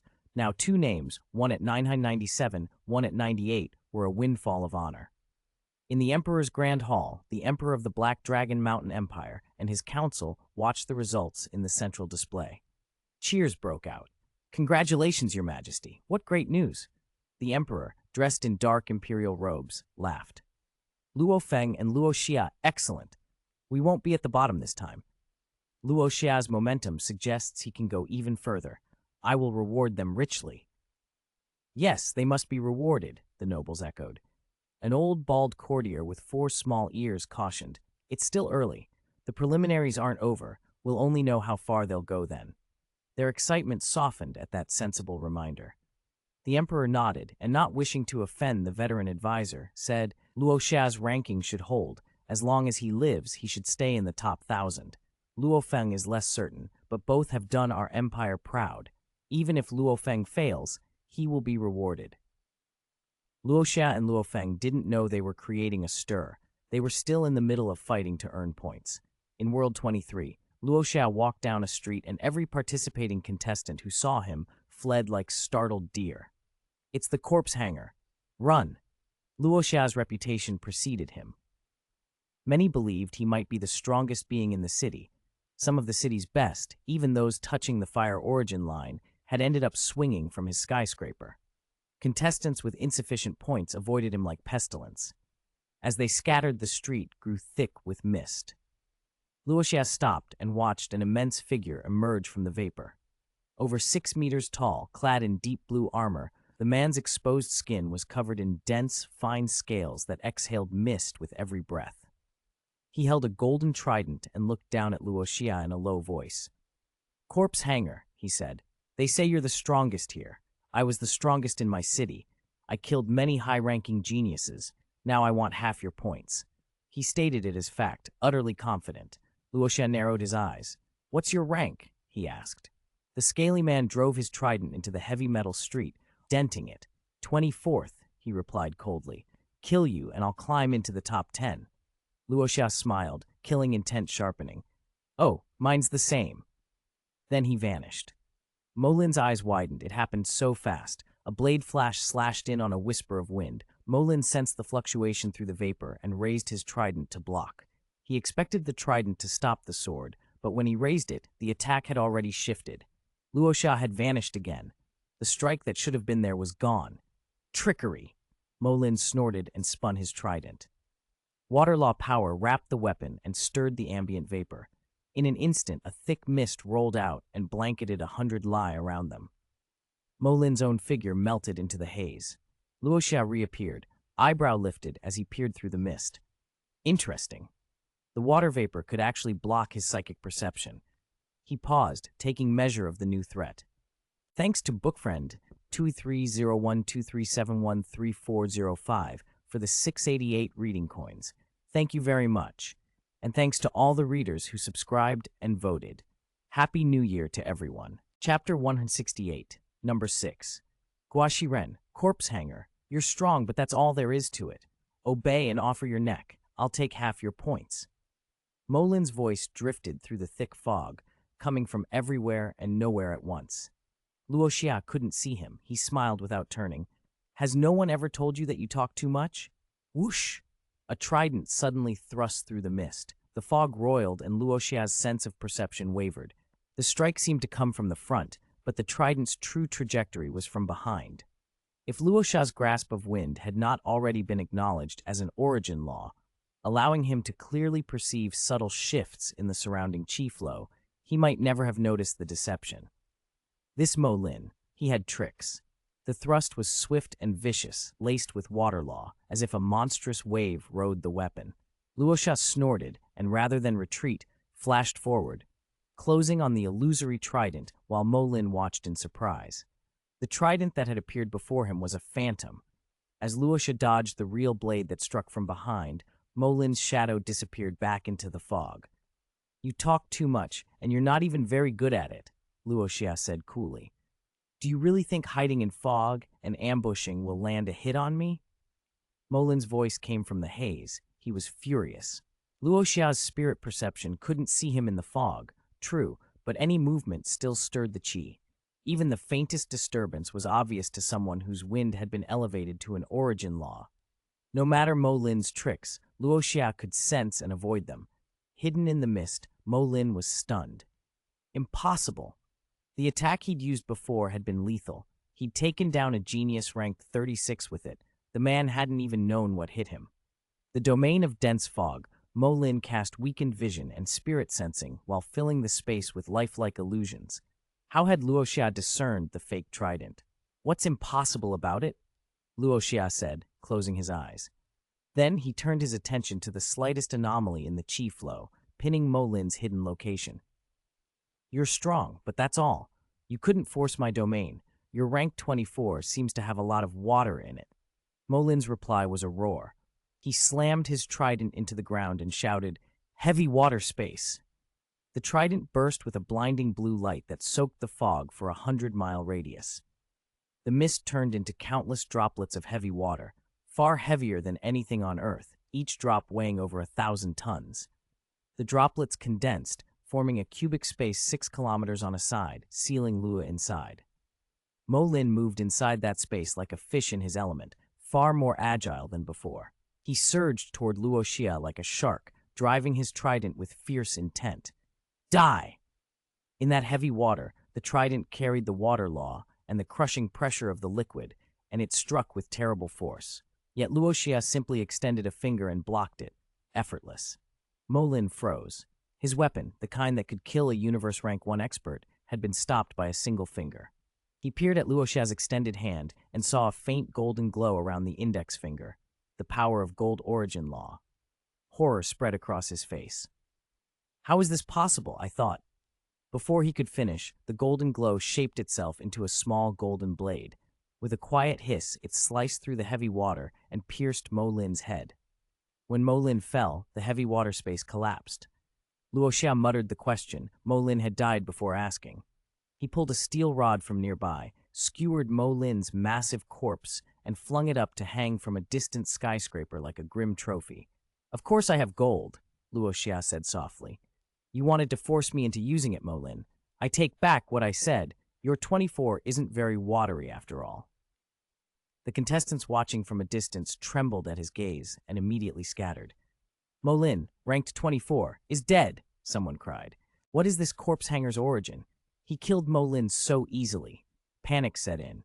Run, I don't want to be hung on a skyscraper. In the Imperial Hall of the Black Dragon Mountain Empire, the report set off an uproar of excitement. Number 6. Luo Xia actually made 6th. My God, courtiers and vassal state emperors cheered. Congratulations, Your Majesty, officials called out. A genius in the single digits. This must be the first time since our empire's founding. The emperor beamed from the throne. This Luo Xia is extraordinary. The Black Dragon Mountain Empire must not be stingy with a talent like him. We'll reward him handsomely. He's the pride of our realm. Even the four-eared elder at the emperor's side was silent now, smiling as everyone else did. In the crowd, Luo Hongguo and the others shared the excitement. Young Luo Hai whooped, Grandpa, Uncle's ranking rose to 6th. Uncle is awesome. Shu Xin beside him nodded. He still has a shot at first. There are more than 10 days left in the preliminaries. Shu Gong's eyes shone.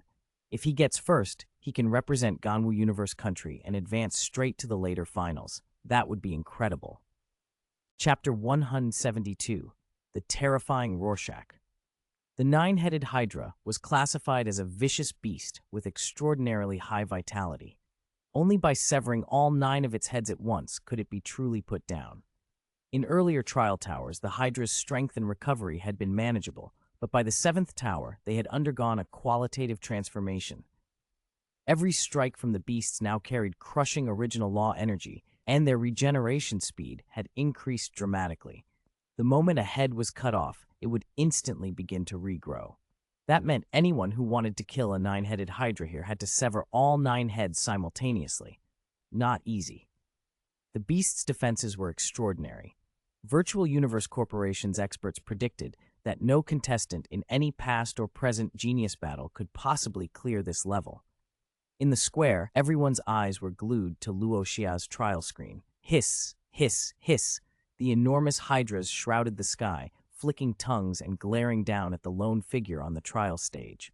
How is Luo Xia supposed to pass this? Someone murmured. He won't. He can't possibly pass.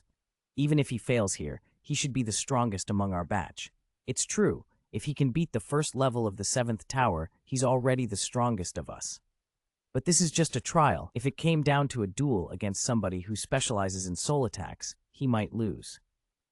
This trial tower's design is absurd. The 7th floor monsters are intentionally brutal. They're not meant to let anyone through.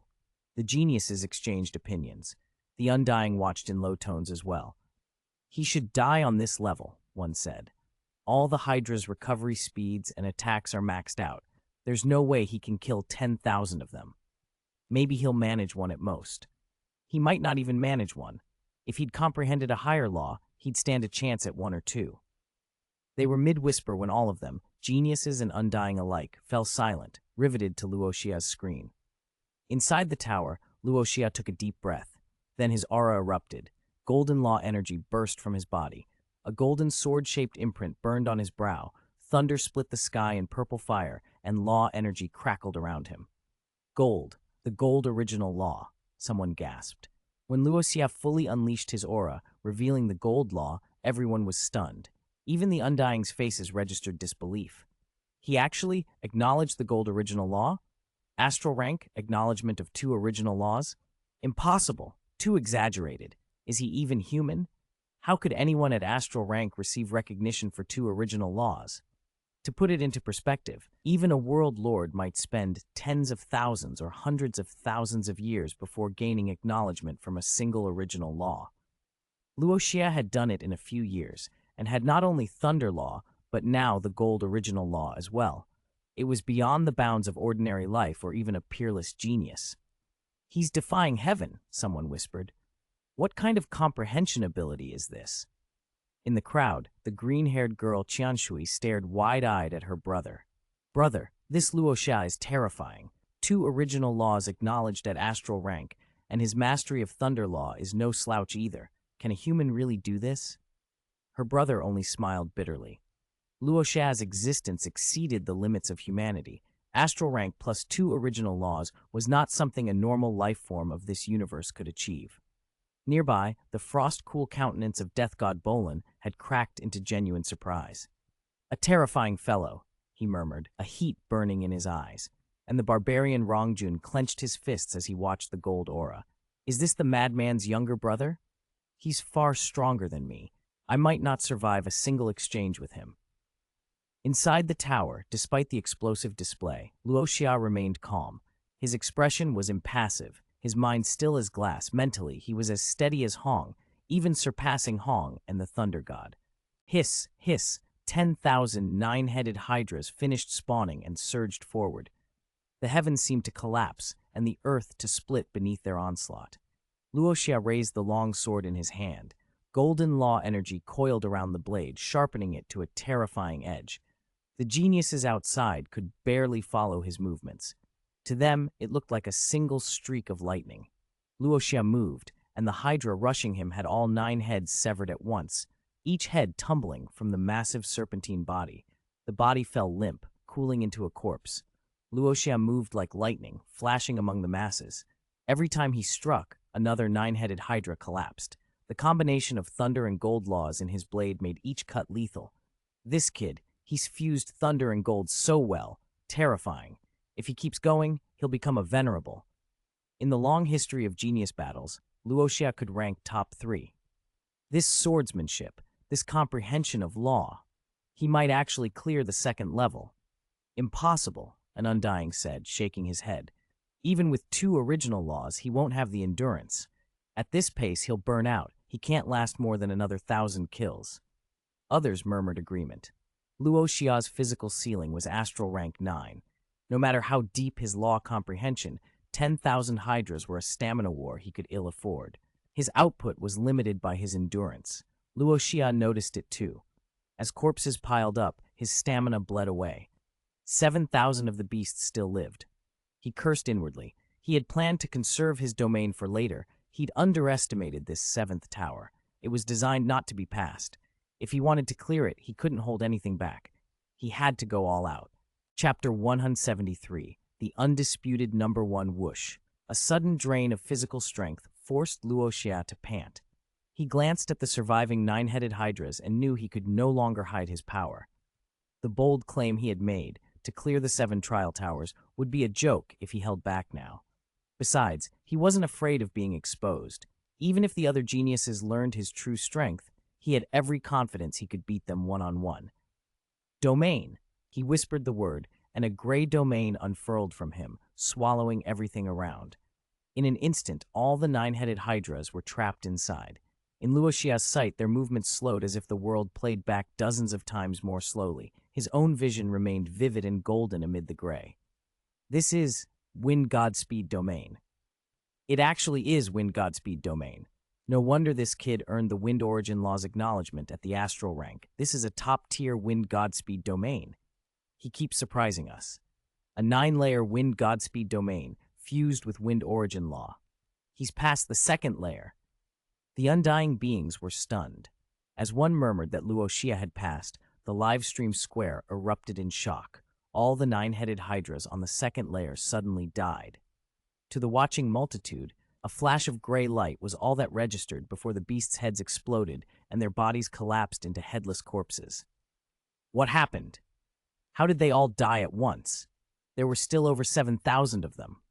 What did Luo Xia do? Even Bolin, the god of death, looked baffled. He couldn't tell what had happened. Only the undying beings wore expressions equal parts solemn and surprised. He's also comprehended time law, one of them whispered.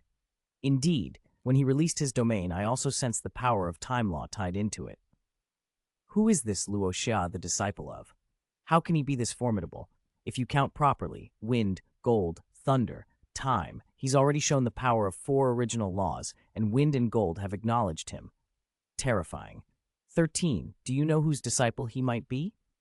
The giant in scaled armor, 13, shook his head. No, I only know he's native to a life planet called Earth. Native? The undying beings were astonished. If he was a native, perhaps he had no master at all. To reach this level without a tutor, if he had had one, he could be unimaginably powerful. On the trial screen, Luo Xia leaned on his sword, breath ragged. Unleashing domain and time law had drained him. He murmured, remembering the next floor's data. 3rd layer, 1,000 metal Tuoluo warriors. Tuoluo were metal life forms without souls. They could only be truly destroyed by shattering their cores. Their defense was brutal. Ordinary astral rank weapons struggled to penetrate them, let alone reach the core. And their cores were hardened metal, only more reinforced by the 7th Trial Tower's enhancement. Good thing stamina restores when you enter a new floor, Luo Xia thought. Otherwise, I couldn't do the 3rd layer in this state. The system teleported him to the 3rd layer. His energy refreshed, his grip tightened on his longsword. 1,000 Tuoluo warriors formed like living metal netting, closing in on him from every side. Luo Xia's blade swirled with azure wind and an ethereal shimmer, the combined marks of wind origin law and time law. Weathering, he roared. The sword swept the air, and a wind threaded with timelight washed over the Tuoluo. Their metal began to corrode and age on the spot. Qianshui, the green-haired girl watching the broadcast, whispered, "It's time law. He's comprehended time law, and his comprehension isn't shallow." Her brother, who had earlier assured himself Luo Xia lacked time to learn a higher law, could only grimace. Luo Xia's use of time law on such a large scale proved his comprehension rivaled the space law mastery of Bolin. His heart thundered. How could such an impossibly talented genius appear in this contest? A human, truly? With the Tuoluo's bodies weathered and their cores exposed, Luo Xia saw his chance. His eyes flared gold. Endless sword domain! The meteor sword in his hand erupted in dazzling light and split into countless small golden blades, turning the area into a sword domain. Golden swords floated in the air and embedded in the ground across a 100-mile radius, each bearing the law aura of gold. The onlookers recognized the signature immediately. "Oh, he's a Psyker Master!" Someone blurted.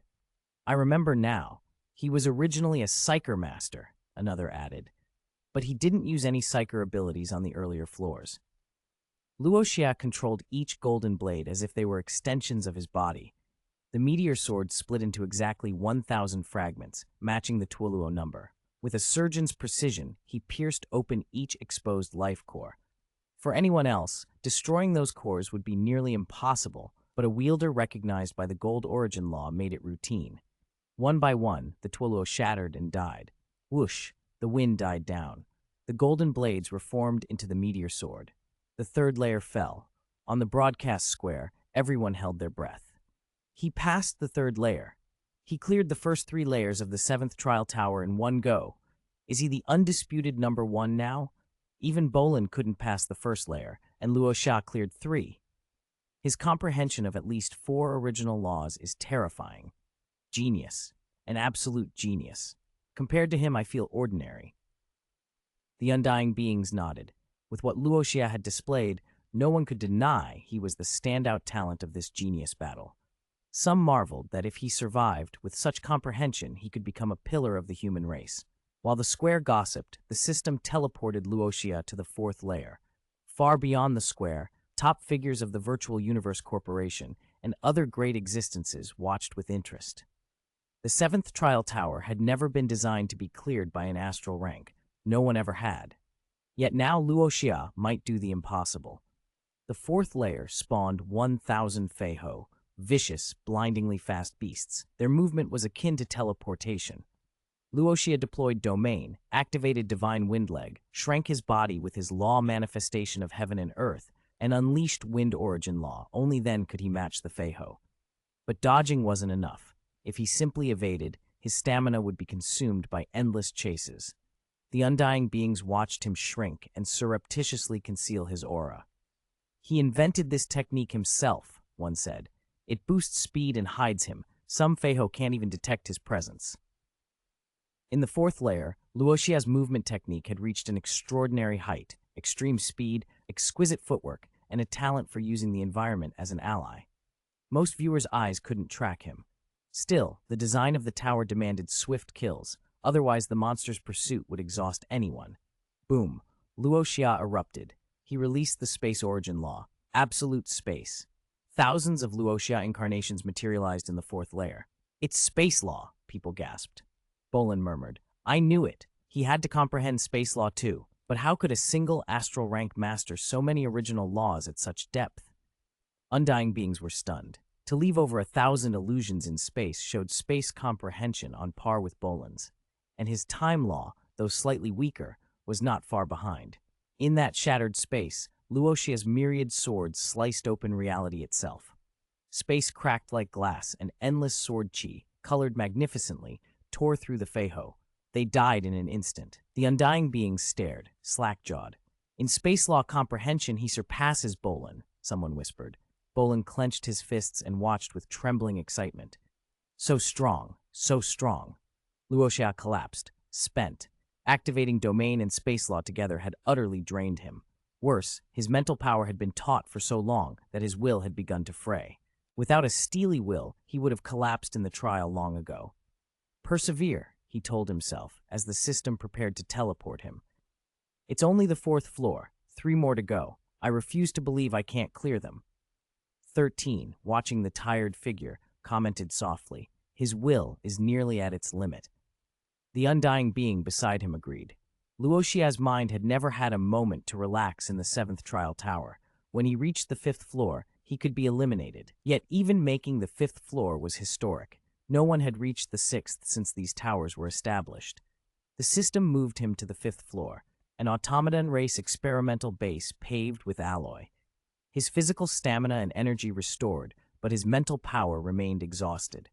100 silver humanoid automatons, 8 meters tall and etched with law runes, stood before him, their eyes flaring red. Their sheer law pressure suggested a single one released to the 4th floor could have wiped out the Feiho there. Some of them fired railguns at near 1/10 of light speed. Luo Xia had to go all out.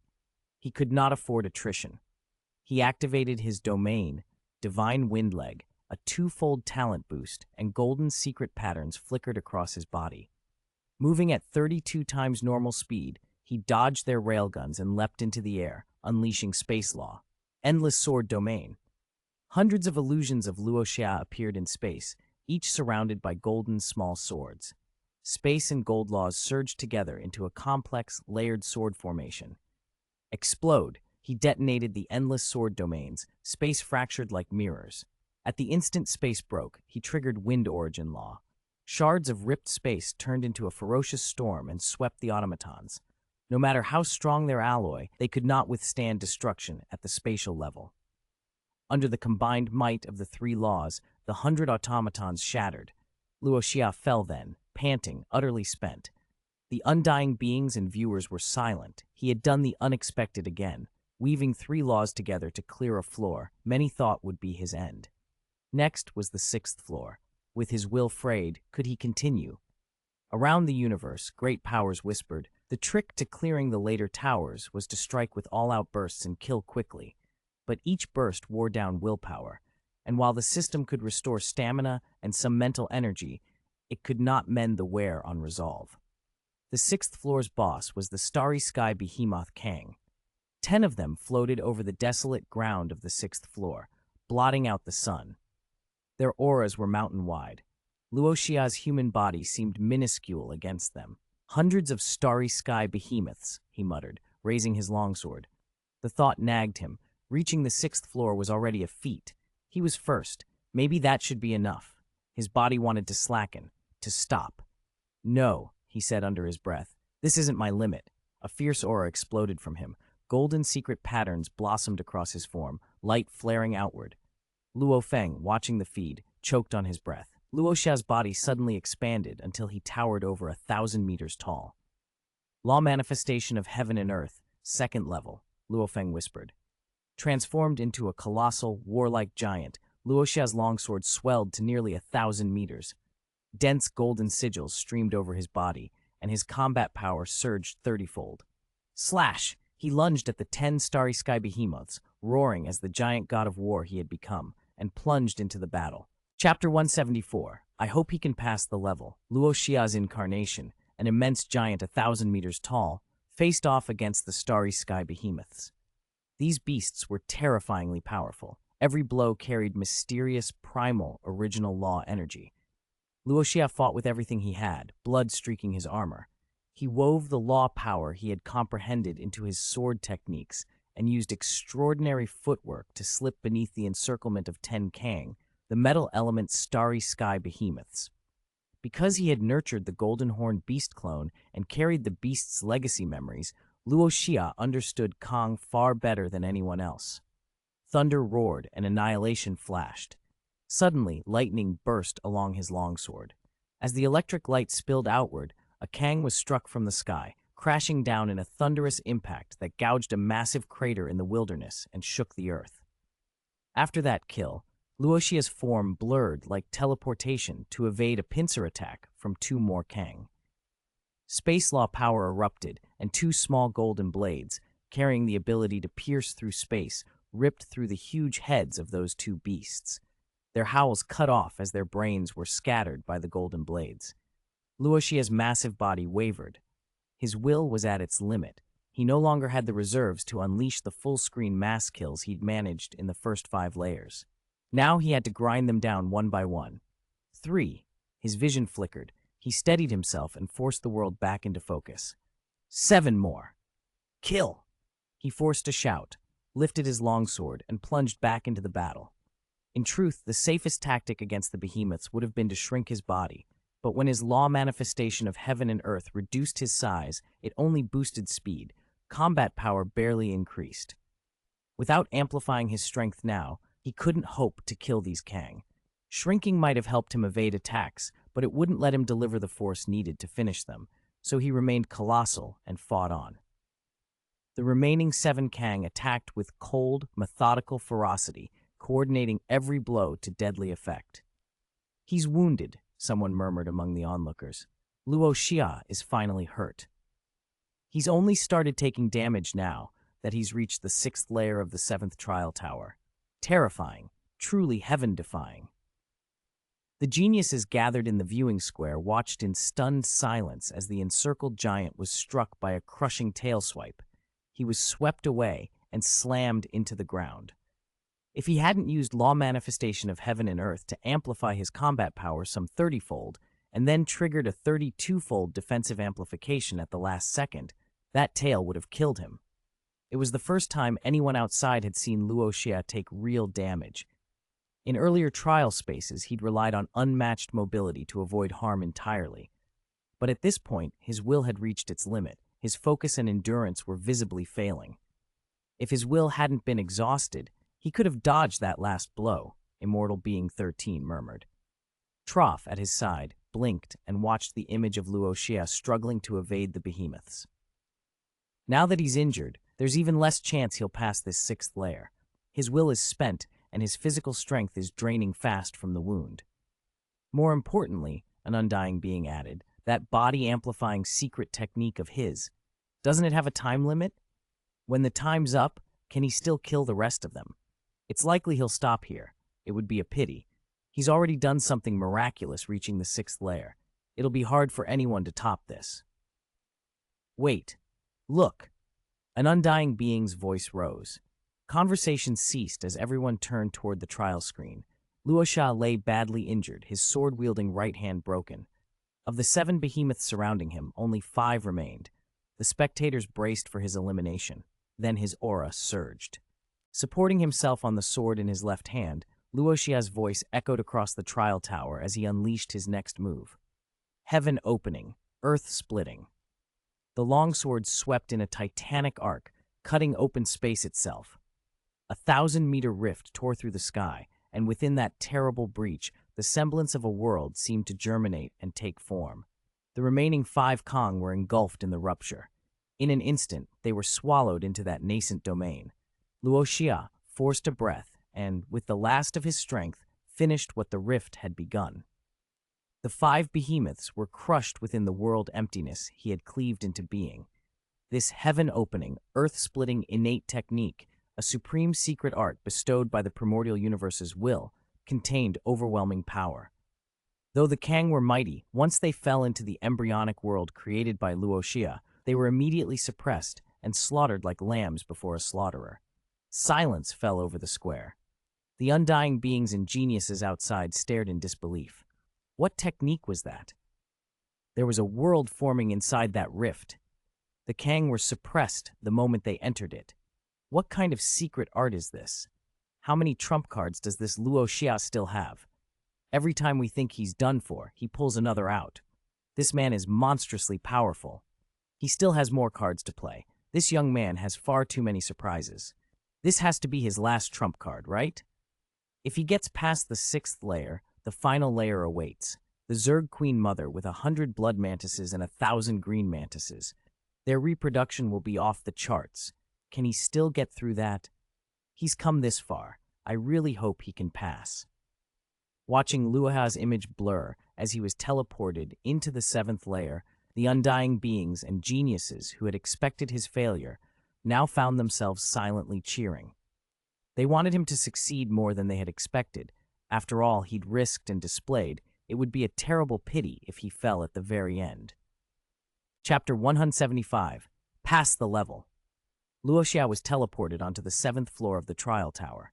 This level was a desert, scorched sands under a pale sky, and at its center lay a blistered sphere that exuded poisonous fumes. The sphere's surface was pitted and weeping venom. From those pits, insectoid warriors with triangular heads swarmed out the moment Luo Xia appeared. They attacked at once. Luo Xia activated his law manifestation of heaven and earth and shrank his body. He had already figured out what to do the moment he was teleported in. The Zerg Queen Mother herself isn't that strong. Deal with her and the rest are nothing, he thought. Getting entangled with these warriors would just waste stamina. He unleashed everything. Shrinking his body, he triggered a 2x talent boost, opened his Godspeed domain and Divine Windleg, and then pushed himself to 32 times his normal speed. With Wind Origin Law and Time Origin Law supporting him, his movement hit its absolute peak. He rushed through the swarming insect warriors and made directly for the mother nest. Reaching it, he unleashed his strongest move, heaven opening, earth splitting. The impenetrable nest cracked open like brittle glass, revealing the Zerg Queen Mother inside. She was pale and translucent, her skin like polished jade, transparent butterfly wings folding delicately at her back. Her face was shrouded in a gauze of mist, and a hypnotic melody floated on the air. Illusions sprang up, seductive and disorienting, the sort that would have trapped most people and left them prey to the insect warriors. But Luo Xia's soul was too strong. He had cultivated the Void Tower technique left by teacher Hu Yanbo, a soul protection secret with 7 layers. While Luo Feng had only reached the 2nd layer, Luo Xia had trained to the 4th layer. The Queen Mother's mental snares and charms were powerful, but Luo Xia's defenses shrugged them off. His gaze didn't waver. The Queen Mother stammered in surprise. Luo Xia didn't hesitate. He formed a sword gesture with his fingers and let the meteor sword, suffused with law power, fly from his control. The sword punched clean through the Queen Mother's head. She died instantly. Everyone watching in the outer square, the undying beings and geniuses, went silent. That had been absurdly simple. Had he really just killed the Zerg Queen Mother like that? The commentators and onlookers quickly recalculated. On paper, the 7th floor looks easy, one murmured, but who else could break through that insect defense at such extreme speed and reach the mother nest? He didn't just have speed, he had the secret to slice the nest and the soul defenses to resist the Queen Mother's illusions. That's why it looks effortless. With the Queen Mother gone, the remaining insect warriors posed no challenge. Luo Xia's meteor sword swept through them. In short order, he cut down all 1,100 of the warriors. Congratulations, Luo Xia, you have completed the trial of the 7 trial towers. When his will had nearly collapsed and he could only steady himself by leaning on the meteor sword, a voice from the ethereal void realm reached him. It was like a spring breeze, soothing, restoring physical strength, energy, and will to their peaks. Outside, that was what everyone saw. Inside his consciousness, Luo Xia experienced something far stranger. The voice seemed to transport him to an ancient age. He saw a magnificent, vast figure standing above the universe and the river of time. "Who are you?" Luo Xia asked. The figure smiled. Luo Xia barely heard a faint reply. "One day, you will know." The image slipped away. He came back to himself, slightly dazed, with only a shadowy impression of that enormous presence. He couldn't call up any details. Could it be the origin ancestor? He murmured. He had read enough to know that this virtual universe might be the place the origin ancestor had once incarnated after failing to seize the primordial universe. Whatever the voice was, it left him with an odd mix of awe and unease. The space shifted and spit him back into the square. All eyes were on him, fervent, surprised, excited, reverent. Luo Feng rushed over, clapping his younger brother on the shoulder. "Little Xia, well done." Luo Feng laughed. "You cleared the 7 trial towers alone, against millions of rivals. It's incredible." Others crowded in with praise. "How did you do it? Your grasp of the original laws, so many of them, is astonishing. You've left everyone behind. Even Bolin, the god of death, seems dimmed beside you." The fierce Rongjun met Luo Xia's steady smile with fiery eyes. "I wanted a one-on-one with you," he said, "but now I see I'm not your match. Yet. I'll catch up and surpass you." They barely had time to exchange words before Immortal Being 13's voice transmitted to them. "Everyone gather at Building 0825. They flew there and found Immortal Being 13 waiting at the entrance in scale armor, unusually smiling. He had never smiled like this since they left Ganwu continent. The geniuses were startled by how bright it was. "Our Ganwu Universe country team performed well," he said. Luo Xia earned first place in points. Luo Feng and Rongjun are both in the top 100 and qualify to enter the core of the Virtual Universe Corporation. 3 others ranked within the top 7,300 and will compete for the final 900 spots. He swept his gaze over the rest of the team and sighed faintly, though today he seemed content. "For everyone else, your peak genius battle ends here. You may return to reality now or wait to be sent back by the system." Hearing that, many faces fell, and eyes turned to Luo Xia, partly in envy, partly in admiration. They had finished their journey here, but his was just beginning. "Go, Luo Xia. You're the pride of Ganwu Universe country. I don't admire easily, but I admire you." Voices rose in unison. Luo Xia smiled and bowed his thanks. Most of the team chose to leave. A few stayed to wait for the system. Immortal Being 13 looked at Luo Xia and the other 6 who had qualified and said, "Luo Xia, Luo Feng, follow me." He led them into Building 0825. Luo Xia exchanged a look with his brother, then followed, stepping into the next stage of the contest and whatever mystery the Void Realm's voice had pressed upon him. Chapter 176, 2 or 3 Things on Earth. When Luo Xia finished clearing the 7th trial tower, the assembled geniuses went through a moment of stunned silence, and then their surprise hardened into something else, a fierce, burning battle intent. They had been shocked by the strength he had shown, but not cowed. After all, Luo Xia was still only at the astral rank. Above astral, there were the universe rank, territory lord rank, world lord rank. The higher one cultivated, the harder it became. These were the best geniuses selected from every universe country. They believed they had time to catch up. They could surpass him. News traveled faster than anyone expected. In the Ganwu Universe country, hundreds of millions of citizens erupted with disbelief and pride. The genius from their nation had taken first place in the universe-wide rankings. People screamed and cheered in the streets. Some shouted until they were hoarse. In the Black Dragon Mountain Empire, the reaction was even crazier. Faces went slack with disbelief as they read the rankings. "We actually have a genius who took first in the universe rankings? This is the universe-wide ranking. Hundreds of millions of geniuses competing. Unbelievable. What a triumph. Luo Xia, I love you. Our Black Dragon Mountain Empire's everlasting pride. Too strong. Unparalleled." The entire empire felt stunned and charged with a feverish excitement. Some merchants were so euphoric they announced store-wide 90% discounts for a month. The imperial court, caught up in the euphoria, made sweeping proclamations. The emperor declared that, within the empire's territories, and accepting the imperial family's own galaxy, Luo Xia could choose any 10 galaxies as his domain. Luo Feng, who had finished fourth, was granted the Milky Way galaxy. The news reached Earth and sent its leaders into disbelief. 10 galaxies for Luo Xia, the Milky Way given to Luo Feng? Lord of the Milky Way galaxy? Someone exclaimed. Did Luo Feng become a world lord overnight? How old is he? The elevation of Luo Feng from Earth's lord to the Milky Ways was the more troubling development for many Earth officials. Previously, they had grumbled about Luo Feng being given lordship over Earth at all. Why not someone from their own country? Now, he was being handed an entire galaxy. Their complaints, long smothered by the brothers' obvious strength, resurfaced in a roar of indignation. Some envoys debated contacting influential intermediaries, Luo Hongguo, Gong Xinlan, to propose forming a joint council to govern the Milky Way. A 30-something young man was inexperienced, they argued.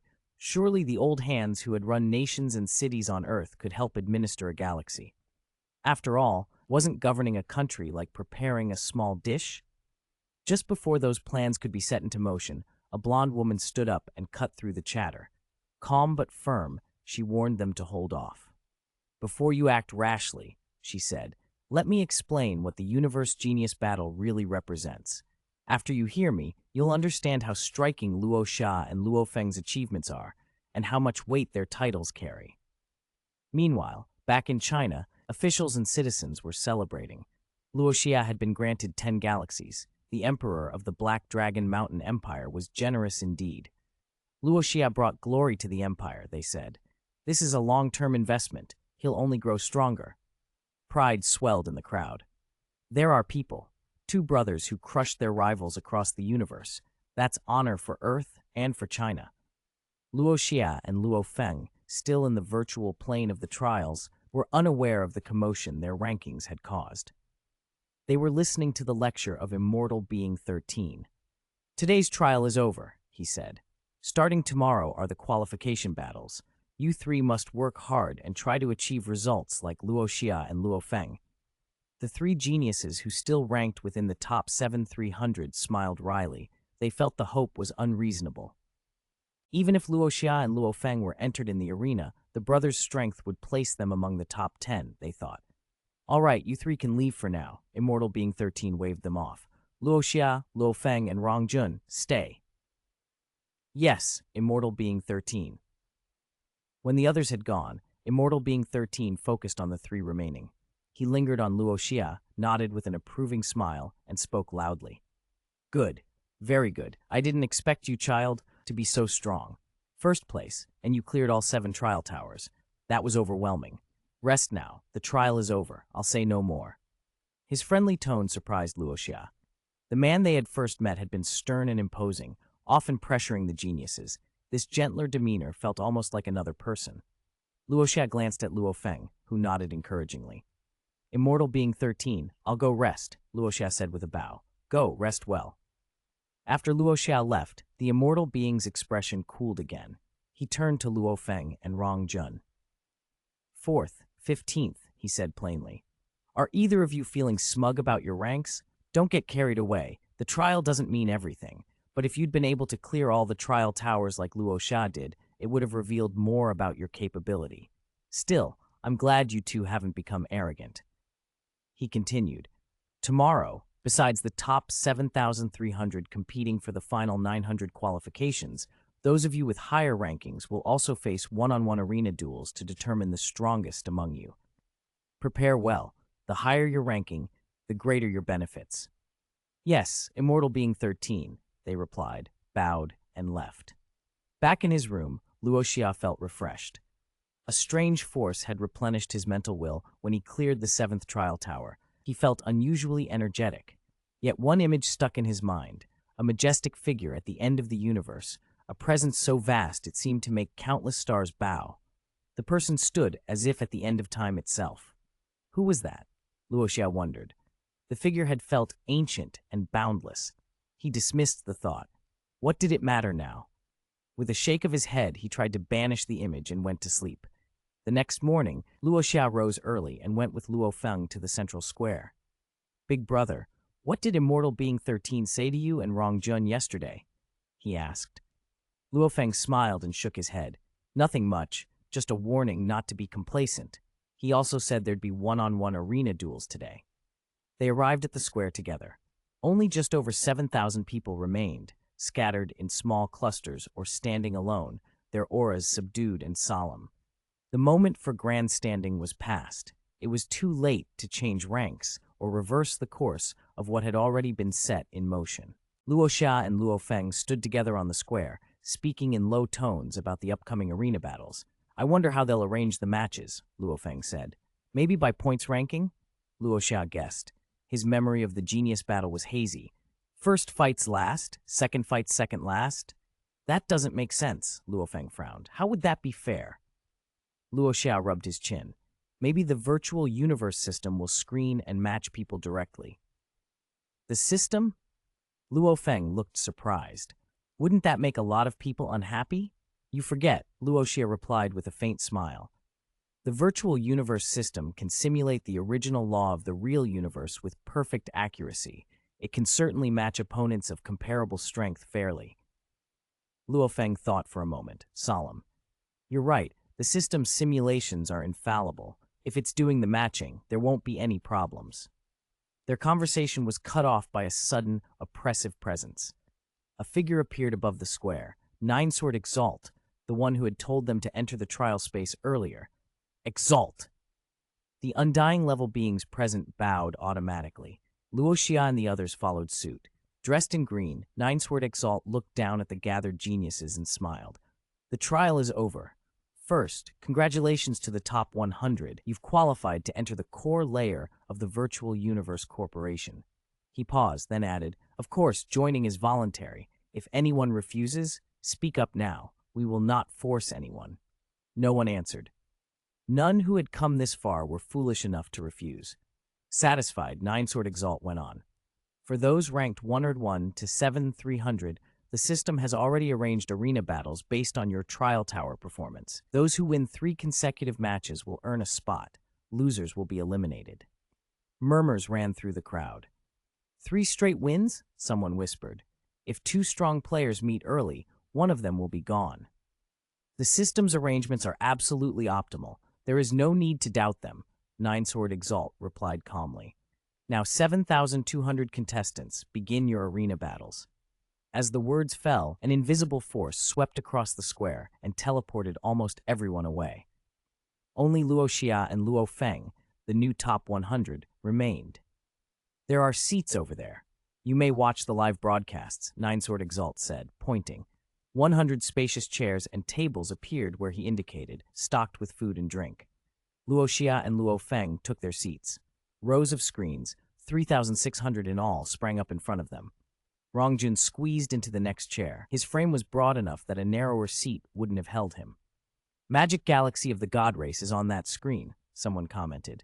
He only ranked 189th because levels 3 to 5 of the Trial Tower contained soulless life forms, which blunted his illusions.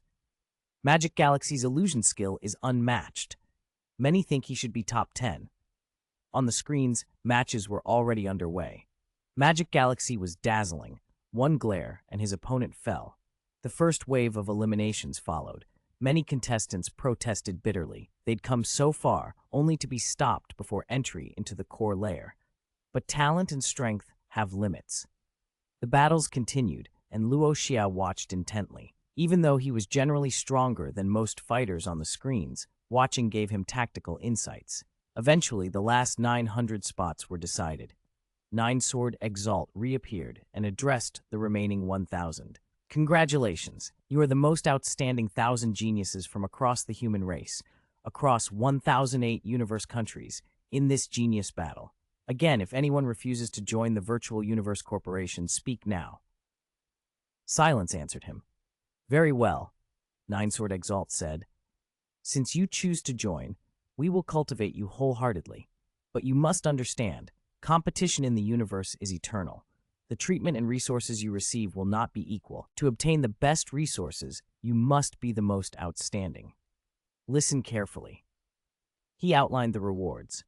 Those ranked 101 to 1000 would receive a bonus of 10 mixed yuan units, gain access to the primal universe for comprehension, and be eligible to enter the core of the corporation's end-of-days secret realm. Those ranked 11 to 100 would receive 100 mixed yuan units, access to the primal universe, and eligibility for the heaven and earth secret realm. Those ranked 3 to 10 would receive 1,000 mixed yuan units, access to the primal universe, and entry into the highest beginning mythical realm. The first and second places would each receive 10,000 mixed yuan units, primal universe access, and a spot in the primordial mystical realm. At normal times, the primordial mystical realm accepts only one person per session. Ninesword Exalt warned. But this session is exceptional. After discussion, the corporation has granted 2 spots. No one fully understood the nature of the 4 secret realms, but everyone grasped that the primordial mystical realm was the highest prize. Prepare yourselves. Arena battles start tomorrow to determine the final rankings, Ninesword Exalt concluded, then vanished. As he left, the Undying level attendees began to murmur in astonishment. 2 spots for the primordial mystical realm? Perhaps because Luo Xia and Bolan are that exceptional. Maybe. The corporation's generous this time.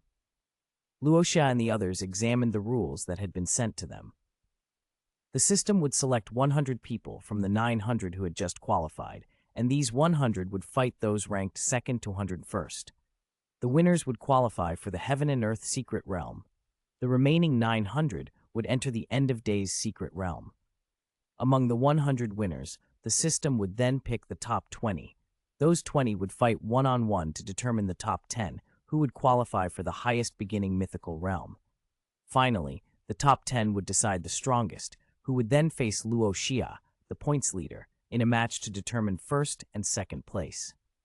Luo Xia and Luo Feng exchanged glances. Luo Feng exclaimed, "Xiao Xia, the system actually made you the challenger." Rongjun looked at Luo Xia with a complicated expression. "It's natural. He's overwhelmingly strong. The system always arranges for the final winner to duel the top-ranked player." Luo Xia noticed many eyes on him, some filled with curiosity, others with anxious eagerness. Those who had watched him clear the trial tower had no objection to the arrangement. But the contestants who weren't included in the arena battles reacted with outrage.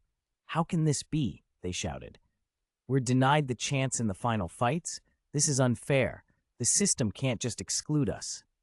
A young man with a vertical eye on his forehead stepped forward, defiant. "I can break into the top 100, hell, the top 20. I refuse to accept being excluded because the system says so." Shouts of "unfair" and "we want real combat" echoed across the square. Luo Xia watched in silence. He understood their frustration, but he also knew the system's judgments were sound. He stayed quiet. The Undying level beings grew impatient. "Quiet," they barked and pushed out their auras. The protesting geniuses were instantly suppressed as if crushed beneath a mountain. One by one they struggled, then kneeled. The 3-eyed youth still shouted, "I refuse to accept this." 13 from Ganwu Universe Country glanced down and spat. "Idiot." An ethereal voice floated over the square. "If you object to the Virtual Universe System's arrangements, you may simply choose not to join the Virtual Universe Corporation. As I said, you are not being forced." Faces that had been flushed with defiance went pale. No one expected the corporation to be so blunt. Luo Feng shook his head. Too ruthless. Others, from Universe Country lords to the geniuses themselves, were stunned. The Virtual Universe Corporation was one of the 5 great powers of the universe. It didn't need to placate a few contestants. One white-haired Undying level being added coldly, "Although you are top geniuses in your countries, what are you to the corporation?" The corporation holds genius selections related to astral rank every 10,000 years and absorbs countless talents. Do you truly think we need you more than you need us? Challenging the decisions of the highest levels is a grave taboo. Reprimanded and cowed, the protesting geniuses fell silent. Later, as they made their way back to the building, Luo Feng asked Rongjun quietly, "Do you know anything about the corporation's secret realms?" Rongjun's eyes flickered. "A little. The primordial mystical realm is the corporation's finest. Only the most talented are admitted. Remember, the corporation is one of the 5 major powers in the universe. It counts tens of thousands of Undying-level experts and innumerable World Lord rank individuals. Yet even with all those World Lords, only 100 are housed in the primordial mystical realm. Only 100? Luo Feng echoed, startled. Rongjun nodded. That's why it's so special that the primordial mystical realm accepted 2 spots this time. If nothing goes wrong, 1 spot should go to Luo Xia, but I'll fight for the other. Luo Xia said nothing, but the implication hung in the air. The stakes had just grown higher. Chapter 178, The Final Showdown. After parting ways with Rongjun, the 2 brothers logged out of the virtual universe. With the final 1,000 geniuses now confirmed, Luo Xia and the others were free to leave the simulation. Back in their villa in Mingyue Community, Yangzhou, Luo Xia and Luo Feng stirred awake at the same time. Babata fluttered forward, practically buzzing with excitement. Luo Xia, I knew you could do it. Ha ha ha! Bolin doesn't even compare, she crowed. Then she turned to Luo Feng. And Luo Feng, 4th on the points list. Very impressive. I didn't expect you to reach this level. Luo Xia took the cup of tea intelligent robot number 9 had brought him, sipped, and asked, Babata, does your database have anything on the Virtual Universe Corporation's 4 secret realms? Babata's eyes flashed as she sifted through streams of data. Yes, but it's all public information. Luo Feng nodded. Tell us. Babata focused her reply on the primitive mystical region. From what I can find, entry into the primitive mystical region requires an almost unimaginable aptitude, utterly exceptional. She emphasized it, repeating the word to make the point. This realm was beyond reach for nearly everyone. Those who enter are cultivated by the Virtual Universe Corporation with an enormous investment of rare resources. Luo Feng's eyes lit up. How much? More than Master's wealth? Babata smiled wryly. Your Master's wealth isn't in the same league. Even the country lord of Ganwu Universe, the one stronger than your Master, has to show deference to the Virtual Universe Corporation. When they train geniuses in the primitive mystical region, the plans are exacting, and the resources poured in are incomparable.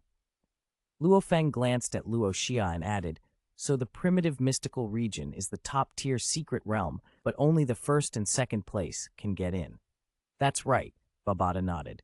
According to the rules the corporation sent you, Luo Xia has already secured a spot in the primitive mystical region in advance. Even if he doesn't win outright, he will be admitted. Luo Feng slapped Luo Xia's shoulder in pride. My little Xia truly brings honor. Babata's tone turned admonitory. Luo Feng, don't be discouraged. Entry to the primitive mystical region isn't permanent. There's a competitive elimination system. If someone inside fails to meet the corporation's cultivation targets, they can be expelled to the highest beginning mythical region, and those inside the highest beginning mythical region can then compete for spots back in the primitive mystical region. She fixed them both with a warning look. So if you want to enjoy top-level resources, you must keep pushing. Do not relax. Behind you are countless geniuses waiting to take your place. Luo Xia nodded. It's like rowing upstream. If you don't advance, you go backward. Luo Feng grinned. This kind of life is thrilling. Babata turned her attention to the current points rankings. As things stand, the other primitive mystical region slot should go to that fellow death god Bolin. Luo Feng stroked his chin. Rongjun said Bolin is terrifyingly strong. He cleared the 1st level of the 7th trial tower and left thousands of space illusions. His comprehension of space law is extremely deep. I missed his fight. I was on my own trial. Babata explained. Yes, when Bolin cleared that level, he created thousands of illusions in space. That indicates a profoundly advanced grasp of space law. If it wasn't for Luo Xia, Bolin might very well have been considered the greatest human genius in the universe over the past millions of years. She went on, in an awed tone. Higher laws are the hardest to comprehend. For someone still at the astral rank to reach that degree with space law, he's a genius among geniuses. Then she turned to Luo Xia and beamed. But he met Luo Xia and had to take second. Luo Xia is even more powerful. He's acknowledged for 2 original laws at the astral rank and has comprehended 3 lower laws. His grasp of higher laws, especially space law, surpasses Bolin's. I used to think Luo Xia was a miracle of Earth's human race, but now I believe he's a miracle for the entire human race across the universe. Babata genuinely believed it. She had never seen anyone with such exceptional aptitude. When she took Luo Xia as her disciple, she had suspected his comprehension and potential were enormous.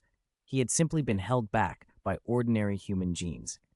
After Luo Xia's life genes were somehow elevated to the level of the golden horned beast, he had truly taken off. The next morning, the decisive battle plane's central square thrummed with energy. 1,000 peerless geniuses had gathered. Luo Xia and Luo Feng threaded their way through the crowd and took in the scene. A three-eyed youth from yesterday, the one who had dared to roar at the undying beings in the Virtual Universe Corporation, stood off to one side, still looking grim. Yesterday hit him hard, Luo Xia murmured. I hope he recovers. Luo Feng replied. A familiar presence then descended. Nine-Sword Exalt appeared above the square, and the gathered geniuses bowed deeply. This is a good day, Nine-Sword Exalt said, his voice carrying to everyone. Within a single day, we will select the top 100, then 20, then 10, and finally the first and second places from among you. He paused. Are you ready? The contestants, those still eligible for arena battles, responded with spirited nods. Then the decisive battles begin. At his gesture, 100 enormous arenas materialized in the square, each rimmed with a black mesh. The first-round contestants were instantly teleported onto the platforms. Luo Feng found himself on one of them, and Luo Xia came to the arena edge to support his elder brother. Luo Feng's opponent was Whisk, ranked 113 in the trials and nicknamed Hurricane. He wielded Wind Origin Law. The match was short. Luo Feng, who trained with Luo Xia constantly and knew how to handle wind users, dispatched Whisk in fewer than 3 rounds. Big Brother is amazing. Luo Xia cheered. Luo Feng smiled and awaited Nine-Sword Exalt's judgment. Soon it came, booming across every arena. Congratulations to those standing on the arenas. You have entered the top 100 and may proceed to the Virtual Universe Corporation's Heaven and Earth Secret Realm. Next, we will select the top 20. The remaining contestants shifted nervously. 100 had now been whittled down to 20 contenders for the top 10. The announcement of the 20 names left many visibly dissatisfied, and Nine-Sword Exalt dismissed those called to rest. The next battles will begin shortly. You will learn your opponents when your match starts. Luo Feng left his arena and recuperated with the others. Some below the platforms grumbled. I made it to the top 100, but not the 20. I don't accept this. Don't rush to blame the system, another replied. The virtual universe system simulates original law. It won't judge you wrongly. The square fell quiet. Half an hour later, the platform rose again, 10 giant arenas this time, and the selected geniuses were teleported onto them. Spectators whispered when they saw the pairings. Blood Axe Tao got Bolin? That's tragic. Tao doesn't stand a chance. Death God Bolin cleared the first level of the 7th trial tower and slaughtered thousands of bloody-haired mammoths. Only Luo Xia could hope to beat him. On one arena, Blood Axe Tao fell quickly. Elsewhere, Luo Feng's opponent was Magic Galaxy, an illusionist many judged potentially top 10 caliber. Most expected Luo Feng to fall, but he had cultivated defenses against soul attacks, the Void Tower, and had an iron will. As Galaxy unleashed layered illusions, Luo Feng's cultivation enabled him to awaken within an instant. He countered with the 6-path illusionary sword style and shattered Galaxy's constructs, reducing him to dust. Those watching, geniuses and undying beings alike, were surprised. Many had thought Luo Feng would lose, but he had not only resisted the illusions, he had turned the tide. His willpower is truly strong, worthy of being Luo Xia's brother, an undying praised. Rongjun's duel lasted the longest. He battled the formidable Luo. When the 10 matches concluded, Nine-Sword Exalt reappeared. Congratulations to the 10 victors. You have entered the top 10. Your prize has increased to 1,000 mixed units, and you may enter the highest beginning mythical region. He swept his gaze across the 10.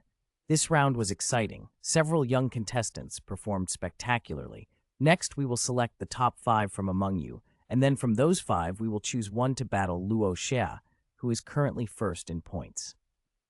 As he spoke, he explained the seeding. Matchups among the 10 will be determined by how quickly your previous battles ended. The The fastest will face the slowest, the second fastest will face the second slowest, and so on. The contestants exchanged glances. That method could pit Bolin against Rong Jun. Nine-Sword Exalt dismissed them. Rest for a while. When the 5 arenas rose later, the duels began. Luo Feng's opponent was Long Yun, a burly youth with a bull-horned helm who had displayed a restrained, low-key pressure. Luo Xia warned, "Be careful, big brother. Long Yun is strong." Luo Feng nodded. "I've heard he used only one law in his fights, the Earth Origin Law."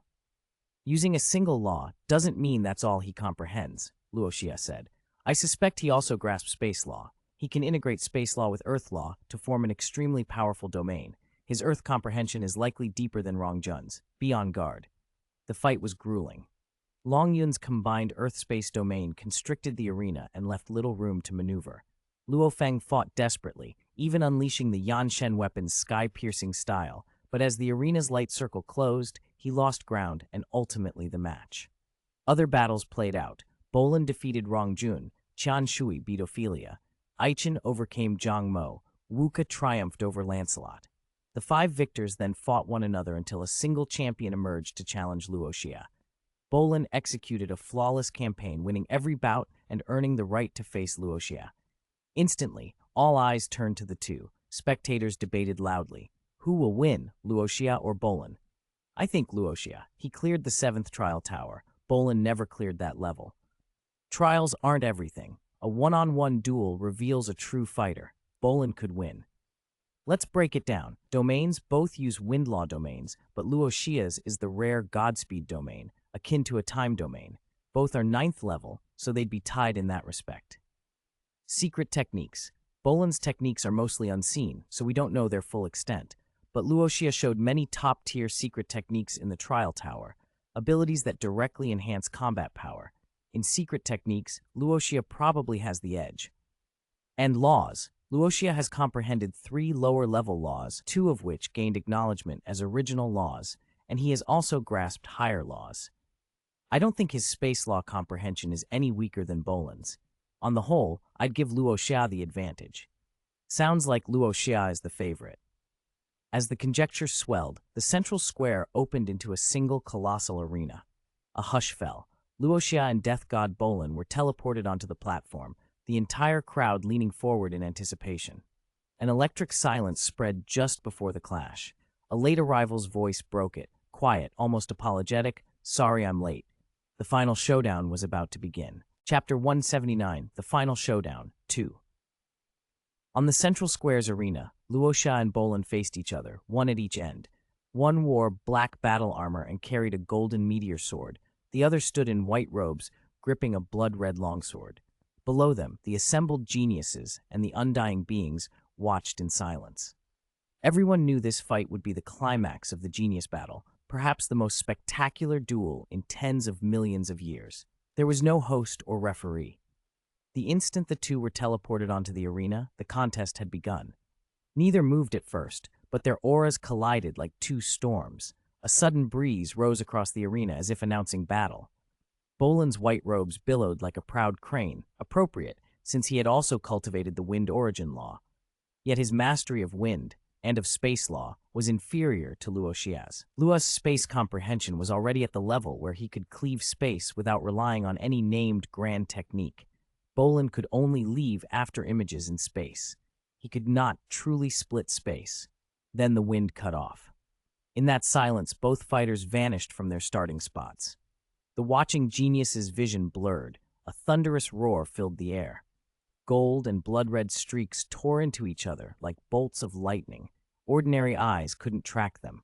Only the undying beings could clearly follow the fight. Crash after crash, each collision sent ripples of violent energy outward. When their blades met, they grappled, and law, domain, and raw strength slammed into one another. Lightning-like anomalies flashed around them. The arena itself began to crack. The younger competitors stared in shock. This arena had withstood the full power of a level 9 universe rank expert without so much as a scratch. Some even said a territory lord could not destroy it. For it to fracture now meant something other than brute strength was at work. "It's the clash of their laws," one undying observed. Only extremely powerful law power could damage the arena. With a roar, Bolin suddenly broke away. His eyes flared red like a demon's, and blood ki surged from him. Crimson light poured into the sky and stained his white robes. He looked every inch a death god. The gathered geniuses gasped. Bolin had unleashed a secret art that burned his life force to multiply his strength. For a brief window, his power seemed to increase fourfold. Luo Xia, calm, merely smiled and twisted his neck. Golden runes, secrets drawn from the golden-horned beast's core, glowed over his body. It was a twofold enhancement, not nearly as potent as Bolin's fourfold burst, but Luo Xia's base strength in normal form exceeded Bolin's. With those runes, his presence surged to match Bolin's. The undying beings nodded in recognition. Luo Xia's enhancement wasn't as dangerous to the body as Bolin's life-burning secret art, but it was enough, because in his natural state, Luo Xia was already stronger. Bolin, wrapped in blood chi, fixed Luo Xia with burning eyes and spat one word, "Kill." He ripped forward like a thread of red, space tearing in his wake. Luo Xia grinned and charged, meteor sword in hand. They pushed their speed to the very edge and collided. The shock shattered the arena with a roar. Slabs of the platform floated like broken islands. Each leapt from shard to shard and attacked again instantly. Bolin unleashed a terrifying technique. Thousands of illusory figures formed in space from his mastery of space law, surrounding Luo Xia and striking with layered cross-shaped blood chi, beautiful, lethal patterns like crimson roses blossoming in the void. Even a universe-rank expert could be cut down by that move. The geniuses below were aghast. How could Luo Xia possibly dodge that? Luo Feng whispered, half to himself, "Why would my brother need to dodge?" Nearby, immortal being 13, an undying in scale armor, smiled and declared, "Luo Xia will win." The reason became clear in an instant. Surrounded on all sides, Luo Xia did not panic. He smiled. Bolin frowned. This man could still smile in the middle of such a trap? He didn't have time to puzzle over it. A brilliant sword light detonated across Bolin's vision, cleaving reality itself. Not metaphorically. The world in front of Bolin was split in two. His space illusions shattered. His body, for an instant, seemed sliced apart. A terrifying rift opened across the arena and tore outward for kilometers. A literal heaven and earth cleft. Silence followed. The geniuses stared at the massive space rift in stunned disbelief. Even the undying beings who could casually tear space were impressed. An astral rank fighter had cleaved space on a scale that rivaled higher beings. Luo Xia's mastery of space law was phenomenal. He was the kind of genius that could eclipse many peak world lords in this single discipline. When the dust settled, Bolin had returned to his white robes, intact but colder than before. He looked up at Luo Xia and said, "Next time I will definitely win." Luo Xia sheathed the meteor sword and chuckled, "I'll accept your challenge anytime." The assembled geniuses could only stare in admiration. Bolin's secret art had been nightmarishly strong, but Luo Xia had faced it head-on and broken it with a single sword stroke. Their respect for him deepened. Nine-Sword Exalt then stepped forward and announced the results in calm, ceremonial tones. First, second, third to 10th, 11th to 100th. He completed the rankings and declared the universe human peak genius battle concluded. "This generation of talents is outstanding," he said. "Many of you will become famous across the universe. Our Virtual Universe Corporation will arrange to pick you up and take you to our universal headquarters, from where you may be sent to the primal universe. We will cultivate and assist you, but whether you become a universe-renowned existence or fall on the way depends on yourselves." With that, he vanished, and staff members moved in. A staff member introduced herself as Mana and began collecting addresses. "We'll send special ships to pick each of you up," she said. "Please write your precise planetary address on the paper in front of you." Luo Xia and Luo Feng both wrote the same pickup address. Ganwu Universe Country, Black Dragon Mountain Starfield, Milky Way Galaxy, Bailan Star. Earth itself was under the protection of Hu Yanbo's spatial secret art, so accessing the solar system would be complicated and risky. Someone objected jokingly, "Why write it on paper in this age?" But Mana smiled and explained why pickups were necessary. Distances were vast. The ships most players used could only reach several times light speed, and lone travel invited dangers like space pirates. The corporation would dispatch ships to gather everyone safely. a giant star map projected before them with complex symbols. Luo Xia scanned it, and thanks to his comprehension, realized just how far some competitors were. One was 15 billion light-years from the headquarters. Flying there alone would take well over a century at conventional speeds. Mana reassured them. The company's ships, F-grade but technologically advanced compared to the usual F-grade craft, could bring all of them to headquarters within 3 years. That stunned the geniuses into silence. Mana also mentioned that prize money distribution was underway and that each contestant would later receive a special email with the exact pickup time and instructions. With a polite farewell, she left. Luo Xia and the others returned to the gravity chamber and then re-entered the virtual universe, making their way back to the villa they had bought. Their families weren't there, probably out enjoying the day, oblivious to the genius battle's final moments. The last fights wouldn't be live-streamed raw. After the event, they would be edited into promotional reels and battle highlights and uploaded to the virtual universe for everyone across the cosmos to see. The footage of Luo Xia and the other finalists would be shown far and wide, an exhibition of a new generation of powerhouses stepping onto a path that would no longer be ordinary. "Your sister-in-law should be at the company," Luo Feng said as he dropped into a chair on the lawn. After the genius battle, he and Luo Xia could finally relax. Luo Xia nodded and took a seat nearby.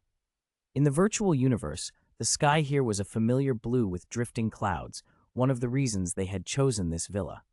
Most skies in the virtual universe looked nothing like Earth's. This one did, and that made it feel like home. Luo Xia still remembered seeing a street where the sky shimmered with auroras when he'd gone shopping with his mother. They talked about Xu first. After giving birth to Luo Feng's child, Xu returned to school and later started her own company. Having Luo Feng and Luo Xia behind her, her business had grown with almost no obstacles. Powerful families on Earth sought connections with her to get close to Luo Feng and Luo Xia. When the brothers brought back virtual helmets, Xu felt the business world on Earth lacked challenge and set up operations in the virtual universe as well, within the territories belonging to Luo Xia and Luo Feng. The two brothers had been granted 200 planets of territory by Domain Lord Mingyu, and Xu company had expanded across those worlds. Business was going well. There was one important difference from the original timeline regarding Xu fate.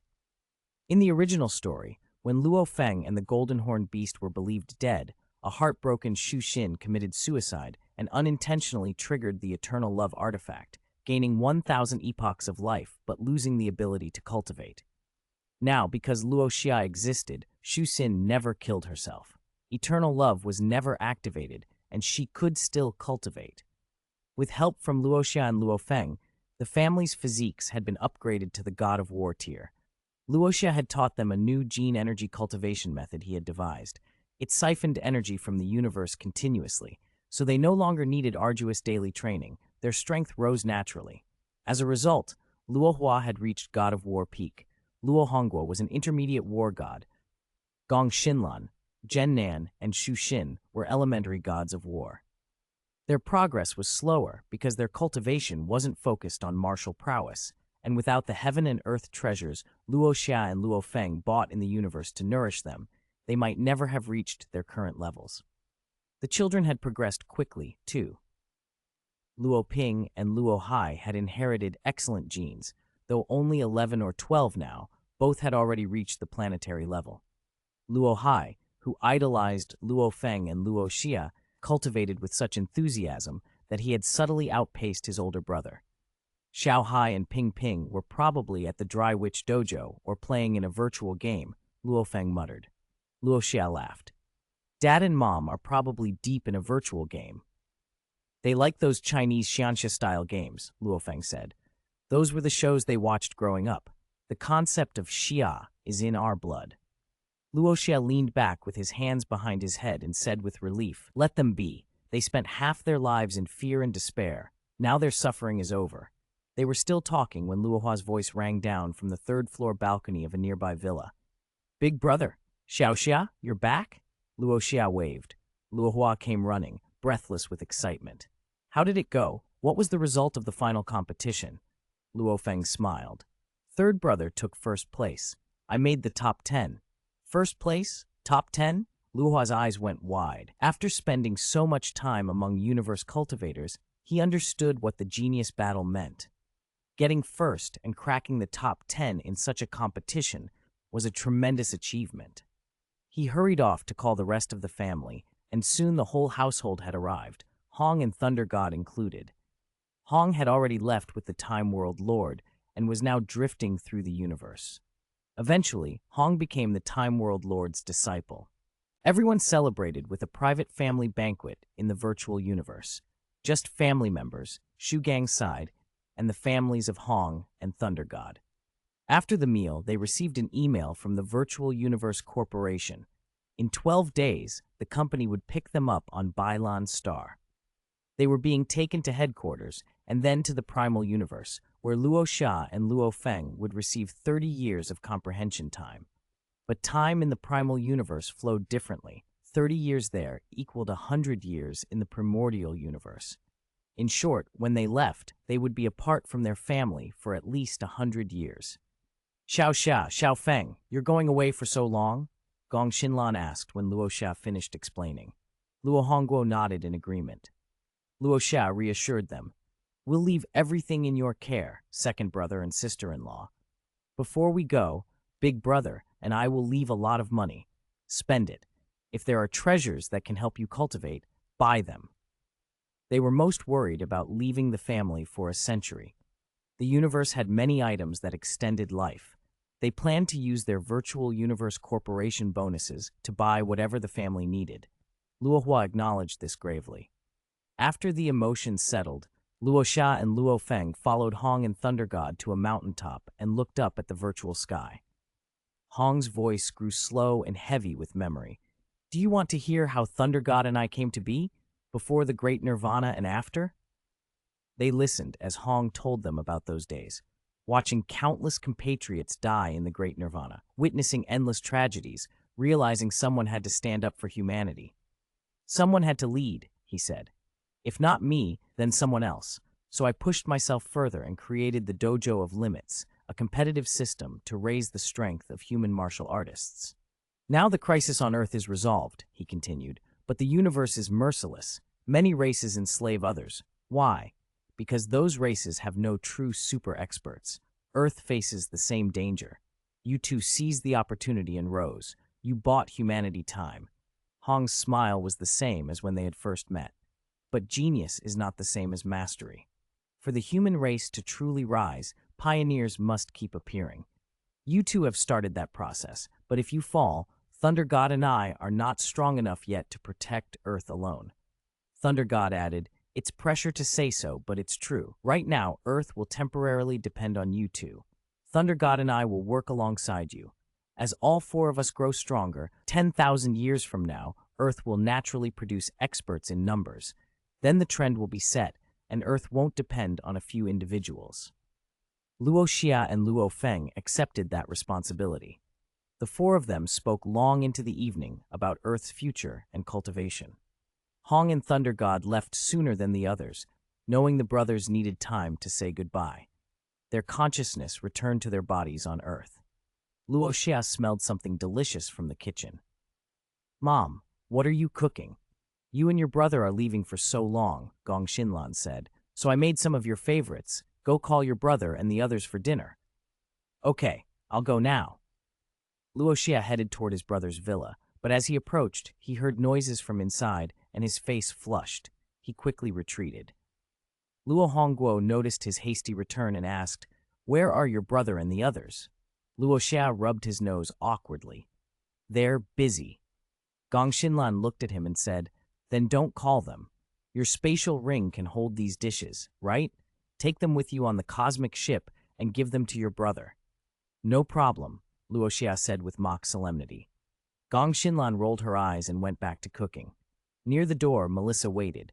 Luo Xia told her, I can't bring anyone else to the Virtual Universe Corporation headquarters this time. Please stay and take care of my parents. Melissa bowed slightly. Understood, Master. With Luo Xia's help, she had already advanced to Astral Rank Stage 8.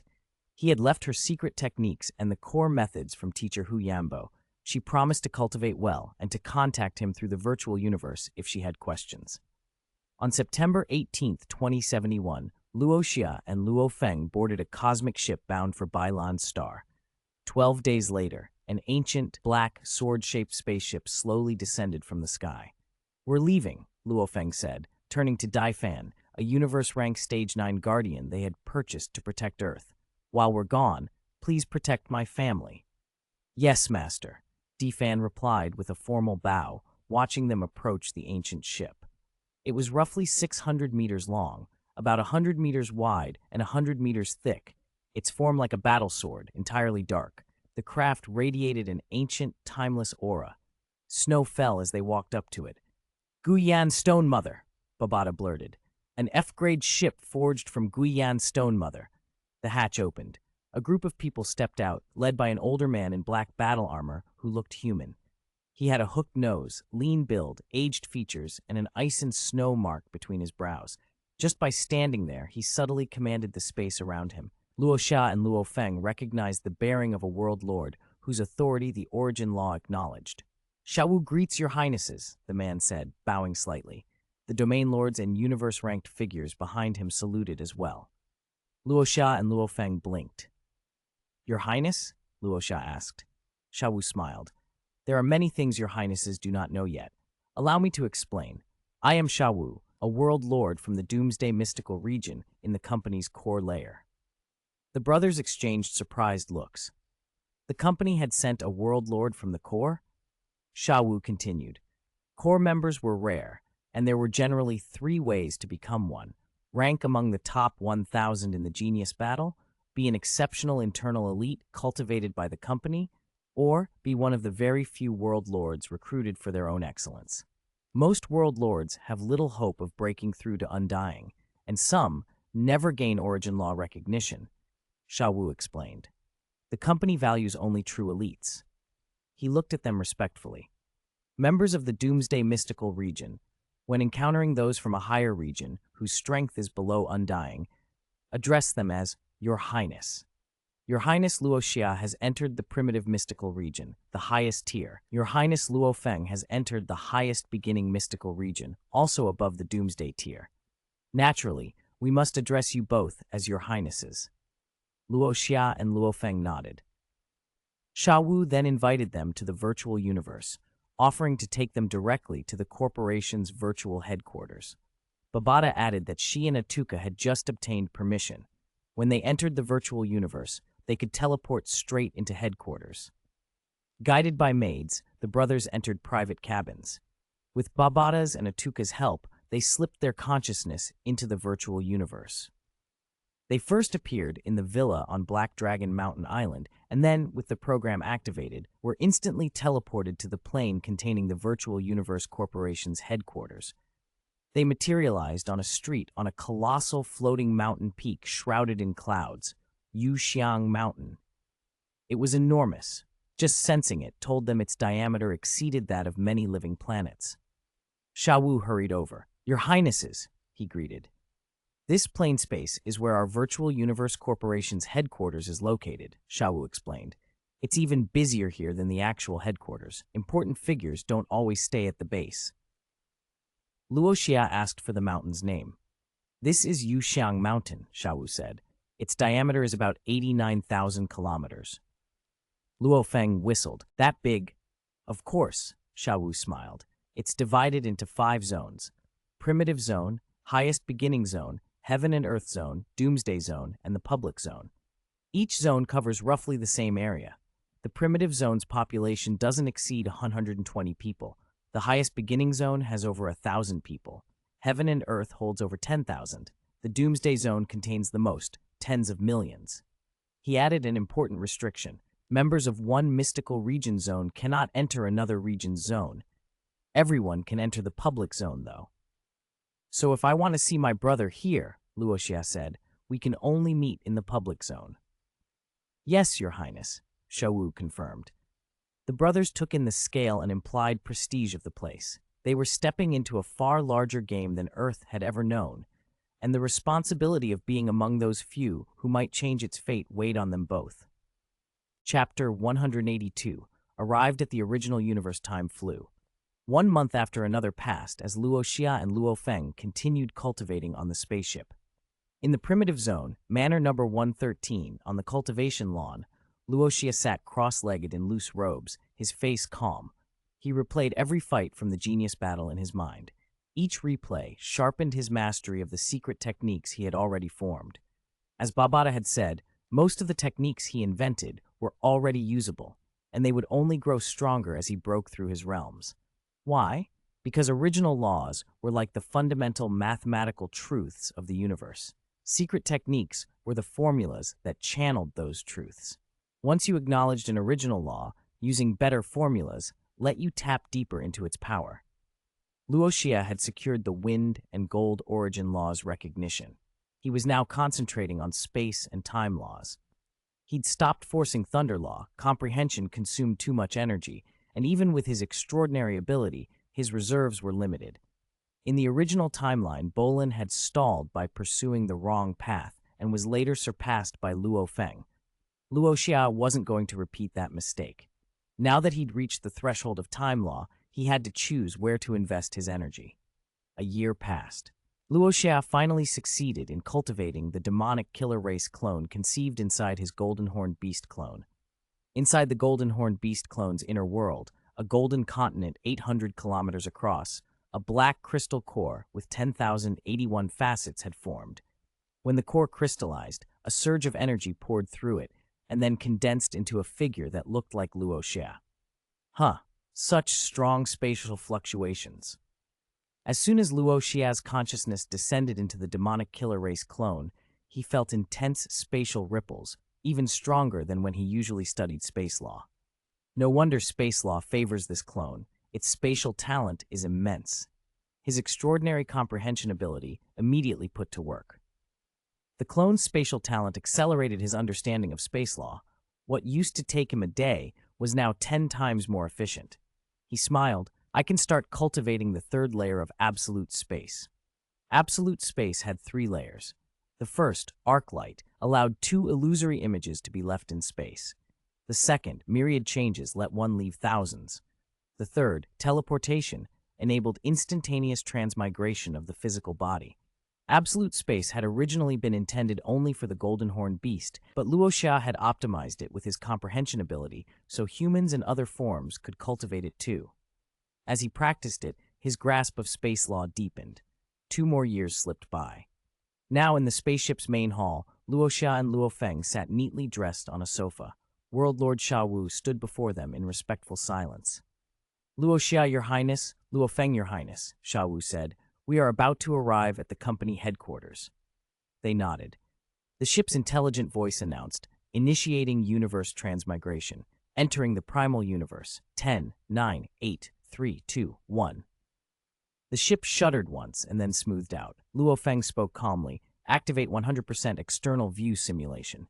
The hall became transparent. In front of them stretched a dreamlike starry void, and floating in the depths of space, an unimaginably vast supercontinent, an island that dwarfed stars and planets. The planets at its rim looked like sesame seeds beside it. Luo Xia and Luo Feng were stunned. Even with all the wonders they had seen across the universe, nothing prepared them for an object this immense. Sha Wu smiled at their reaction. This is the company headquarters, he said. How do you find it? How big is it? Luo Feng asked. If you tried to fly from one side to the other without going through the dark universe, it would take decades, Sha Wu replied. So the thing before us spans tens of light years at least. Luo Xia guessed. Sha Wu nodded. Luo Feng asked, could such a landmass form naturally? Sha Wu shook his head. I don't know. They left the dark universe and flew 13 hours more before reaching an entrance to the headquarters. They passed through a long corridor and finally came to a stop. More than a dozen attendants in uniform waited at the hatch. When they saw the brothers, they stepped forward with heads bowed. Luo Xia, Your Highness, Luo Feng, Your Highness, one said. By the Exalt's command, we await you. Please follow us. 2 attendants led them onward. Luo Xia and Luo Feng waved to Sha Wu. Thank you, Sha Wu, they said. It's been my honor to accompany you for 3 years, Xiaowu replied with a smile. They followed the guides into a corridor where 4 or 5 people were waiting with packages. Are you Luo Feng, Your Highness? Luo Xia, Your Highness, the group called. They were handed the items they'd exchanged from the treasure vault, delivered as requested to headquarters. The brothers checked and stowed their purchases. Then they moved into an oval hall whose transparent ceiling exposed the limitless starry sky. Friends and rivals from the genius battle lingered, Wu Ka, Long Yun, and others. Luo Xia, Luo Feng, they called out. The atmosphere was warm. They were all used to communicating through the virtual universe and had become friends there. Has Rong Jun arrived? Luo Xia asked. He should be here soon, Long Yun replied. Bolin sat alone, staring out the window with a horned helmet and broad build. Luo Xia greeted him, but Bolin only replied coldly, I don't want to talk. Luo Xia found a seat nearby, took out his phone, and started playing a game, out of habit more than necessity. Brother, want a round? He asked Luo Feng. All right. Luo Feng produced his own phone. With several hours to wait before departure, they had nothing better to do. Most of the geniuses here were so powerful that the game matches lasted only minutes, but it amused them. Playing together reminded them of younger days, teasing and sparring. Unbeknownst to their opponents, the two players were the former first-place genius and a top 10 genius from the entire universe battle. Everyone, please follow me. A simple robed man with a hoarse voice appeared, and a surging force guided them all like a ribbon of light toward the ship they'd board. The ship looked strange, like a living fish, its massive tail fin gently swaying. This ship has merged with another life form, Babata explained. Probably an undying-level organism. The fusion upgrades it from F grade to G grade. G grade fused with an undying. Impressive. Luo Xia clicked his tongue. They boarded. Inside the ship's main hall stood over a dozen undying beings. As the new arrivals bowed, a massive pressure descended, and the undyings, along with the plain-robed man, bowed slightly in turn. Luo Xia recognized Ninesword Exalt standing before them. Even in person, he felt unreal, as if a projection rather than a common immortal. Ninesword glanced at them and said flatly, Depart, to the primal universe. The fish-like ship's tail flicked. In an instant, it vanished from where it had been. The sheer presence of Ninesword Exalt stilled the hall. His realm was far above theirs. The pressure that emanated from him commanded instinctive reverence. After some time in flight, a thunderous voice boomed from outside. Stop! The ship's external simulation had been off. No one inside knew what was happening, yet the vessel halted. Ninesword's voice carried out, It's me. Open the universe passage. There was a reply, a deep resonance, and then the ship moved again. But now everyone in the hall began to feel sickly waves of discomfort.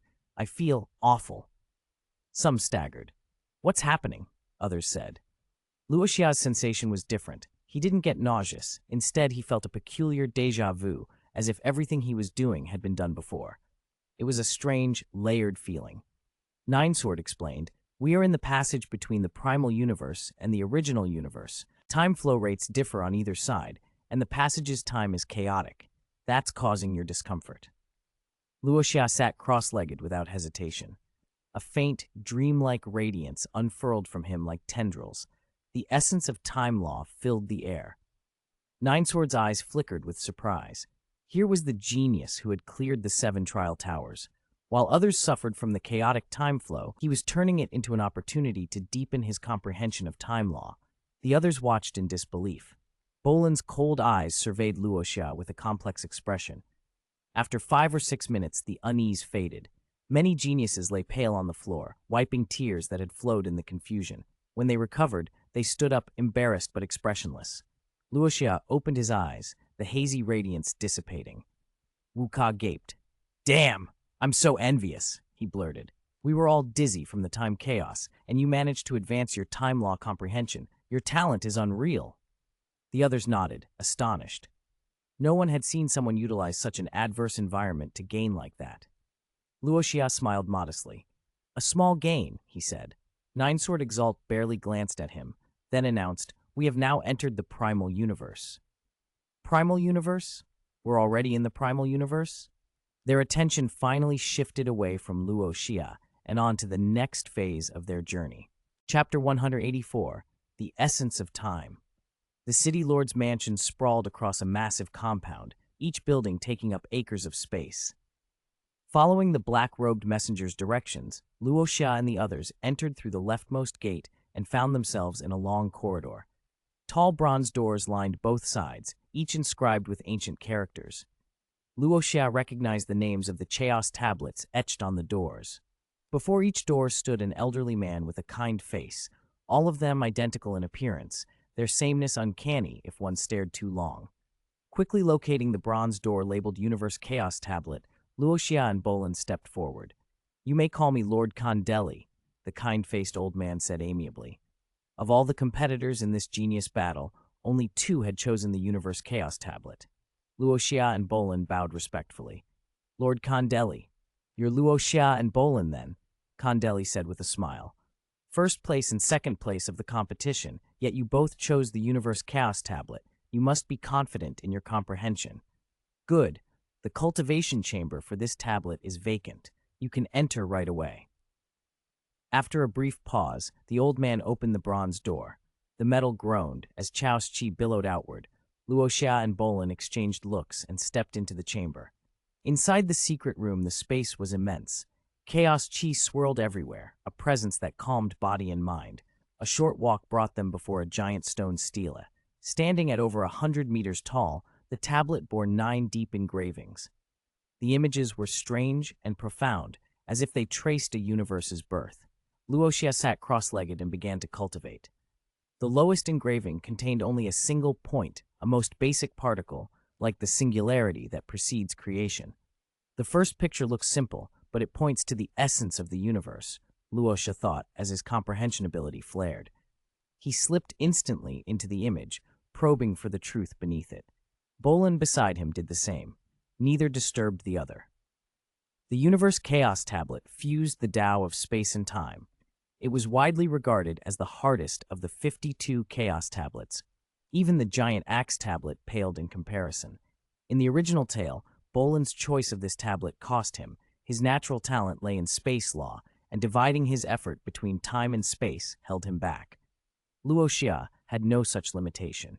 His heaven-defying comprehension ability let him cultivate both laws at once, and he progressed faster than others could follow. As Luo Xia focused on the tiny dot, his mind ignited with insight. He felt the subtle fluctuations of the universe emanating from that point and glimpsed the moments before creation. Time is an abstract concept, he realized. It does not exist independently. Intelligent beings use time to describe the movement of matter. On Earth, for example, the rising and setting of the sun are celestial mechanics. Humans divide that process into morning, noon, and night. Lifespans are simply cellular metabolism, yet humans mark infancy, youth, adulthood, and old age. Thus, time is a description of motion. When matter moves, time exists. When matter is stationary, time as we understand it vanishes, a state of timelessness, of eternity. Time flow equals motion. Time stillness equals stasis. Past, present, and future are subjective ways for intelligent life to describe movement. Thoughts flared and coalesced under Luo Xia's heaven-defying comprehension ability. In the secret chamber, a new vast aura began to radiate from him, distant and expansive. The aura stirred Bolin, who had been immersed in his own cultivation. He felt a fuzzy halo spreading from Luo Xia's body and froze. "This guy," Bolin murmured, startled. Luo Xia had taken a major step in his grasp of time law. A fierce competitiveness rose in Bolin. Before meeting Luo Xia, he had only ever competed with himself. After losing to Luo Xia became his target. He stepped away subtly, putting distance between them so the emerging aura wouldn't disturb him, and redoubled his effort. The 9 engravings on the stela unfolded like a cosmic lesson. The first was a point, the second, 2 points, the third, 8 points, the fourth, 8 points, forming 8 lines. Lines representing lower laws which could fuse into 2 principal lines, time and space. The 5th image showed a plane, the 6th a 3-dimensional octahedron. The 7th image looked like a spatial disassembly of the octahedron that recombined perfectly in temporal terms. The 8th dispersed the octahedron temporally and merged it spatially. The 9th was a circle encompassing dot, plane, and solid, the image of a complete universe. The 1st through 4th images were relatively approachable. The fifth onward became staggeringly abstract and difficult to internalize. Luo Xia understood why the Universe Chaos Tablet was considered the most demanding. The opening images revealed the essence of time and space. Master them, and the rest would follow, but mastery was no easy feat. Days blurred as Luo Xia poured himself into cultivation. His comprehension of both time and space accelerated under his unique ability. Space law, in particular, deepened dramatically, aided by his demonic killer race clone, an affinity that heightened his spatial instinct. In 7 days, his progress had already taken him far. Then the bronze door of the secret room opened. A disembodied voice echoed into Luo Xia's mind, snapping him out of his reverie. He and Bolin surfaced from their cultivation simultaneously, exchanged a look, and walked out of the room together. They bowed to Kandeli and prepared to leave. "You two, wait a moment," Kandeli called. Luo Xia stopped and replied, "Lord Kandeli, is there something else?" Kandeli smiled. "This is your first time in a comprehension chamber, so I'll offer a reminder. After you leave, find a residence to use as your cultivation place for the next 30 years. Then enter the virtual universe and apply to the Heavenly Bridge." "The Heavenly Bridge?" Bolin's brow creased. "You'll see once you enter the virtual universe and access the bridge," Kandeli said. "Now you may go." Luo Xia and Bolin bowed and left. Outside the mansion, Bolin seemed about to say something, but held back. Luo Xia asked, "Do you need to say something?" Bolin hesitated, then shook his head. "Nothing." "If there's something, just say it," Luo Xia prompted. "Really nothing." Bolin forced a smile. "I'll go first, then." Luo Xia chose a small, unoccupied building near the city lord's mansion as his cultivation residence for the next 30 years. Bolin watched him go. He had wanted to ask about Luo Xia's impressions of the Universe Chaos Tablet, but found it awkward. He supposed it must have been similar to his own experience, and then he left to claim his own residence before entering the virtual universe. Luo Xia, however, wasn't in a hurry to apply to the Heavenly Bridge. The bridge tested comprehension of a Chaos Tablet, and he had barely begun to digest the insights from the Universe Tablet. He climbed to the rooftop of his residence and set himself to thinking. What logic had motivated the primordial Chaos City Lord when carving the first image on the tablet? Above the sky, threads of law, space, time, and the 8 elemental laws of metal, wood, water, fire, earth, lightning, and wind fluttered through the cracks of cosmic space. Luo Xia watched them and mentally traced the first image in reverse, deducing its intent. Suddenly, he tapped a point on the rooftop with a single finger. A tremendous law aura burst forth, startling other cultivators and even some undying ingeniuses who were deep in comprehension nearby. Powerful beings above the sky turned to look. "That's Luo Xia," someone murmured, an existence with twin horns watching. "Such a powerful law aura, has he reached a new insight?" "As expected from the first-place winner," another said. "This aura could rival some world lords. He must have fully digested the tablet." They whispered, but they did not interfere. The black-robed envoy's instructions had been clear. Do not disturb others' comprehension. Luo Xia, after pressing that single point, sat in thought. Not long after, he smiled and asked Babada, his attendant projection, "Babada, how much time has passed?" 7 days have passed since you left the Universe Chaos Tablet's chamber, Babada answered. Luo Xia nodded. "I didn't expect it to take another 7 days to integrate what I learned. What about my brother and the others?" "Your brother and the others have just come out of their chambers," Babada replied. "He sent you a message and asked about the Heavenly Bridge. Also, 6 days ago, the Virtual Universe Corporation reported that Bolin has passed the first and second levels of the Heavenly Bridge." Luo Xia quickly messaged Luo Feng. "Brother, where are you now?" A moment later, Luo Feng replied, "I'm at the Heavenly Bridge. You're not here yet?" "No," Luo Xia answered. "I've been digesting what I learned. Let's go to the bridge now." Babada nodded. In an instant, they appeared in the virtual universe at Yuxiang Mountain, Primitive Zone, Manor number 113. Servants and guards bowed as Luo Xia materialized. He instructed Babada, "Apply for my entrance to the Heavenly Bridge." Babada sent the request into the virtual universe main system. The system responded directly into Luo Xia's mind. Identity confirmed. Luo Xia, you have permanently obtained the qualification to enter the Heavenly Bridge. Strive to reach its end. Commencing transmission. An invisible force seized Luo Xia and sent him away. He arrived on a beautiful island that floated on an endless ocean, the special plane of the Heavenly Bridge. Around the island's edge were 52 ports, each hosting a bridge that arcs toward the infinite horizon. Xiao Xia, you're here. Luo Feng had been waiting. Around him stood 9 other young geniuses who, like him, had chosen the 9-universe chaos tablet. When did you arrive? Luo Xia asked. Not long ago, Luo Feng replied, then glanced at Luo Xia. I assumed you'd already come. Bolin passed the first 2 levels after all. Luo Xia feigned ignorance. Luo Feng, who had learned details from their supervisor Ba Fen, explained the bridge's purpose. The 52 chaos tablets correspond to 52 schools of cultivation. The Heavenly Bridge tests a cultivator's comprehension of their school. Each level passed proves deeper understanding, and for every level cleared, you gain a 7-day comprehension opportunity. Pass 18 levels and you earn permanent residency in the primal universe. How do I enter? Luo Xia asked. Luo Feng pointed to a black-robed man nearby. That's Supervisor Ba Fen. Go speak with him. Our bridge for the 9-universe chaos tablet is occupied, so we're waiting. Luo Xia approached the man, bowed, and said, Hello, Lord Supervisor. Ba Fen smiled. Hello, Luo Xia. Are you entering the Universe Chaos Tablet's Heavenly Bridge? Yes, Lord. The Universe Chaos Tablet's bridge is currently empty. You may enter at once. Understood. Luo Xia nodded, then transformed into a streak of light and flew toward the bridge, representing the Universe Chaos Tablet. Chapter 185. Rorschach shocked everyone. Supervisor Ba Fen watched as Luo Xia strode toward the Universe Chaos Tablet's Heavenly Bridge and muttered under his breath. Over 1,000 participants in this genius battle, more than 900 have already tried the test, and so far only Bolin has made it past the first and second levels. The rest couldn't even clear the first level. Luo Xia is the top-ranked contestant. If Bolin could pass the first 2 levels, how many can Luo Xia clear? Ba Fen's eyes gleamed.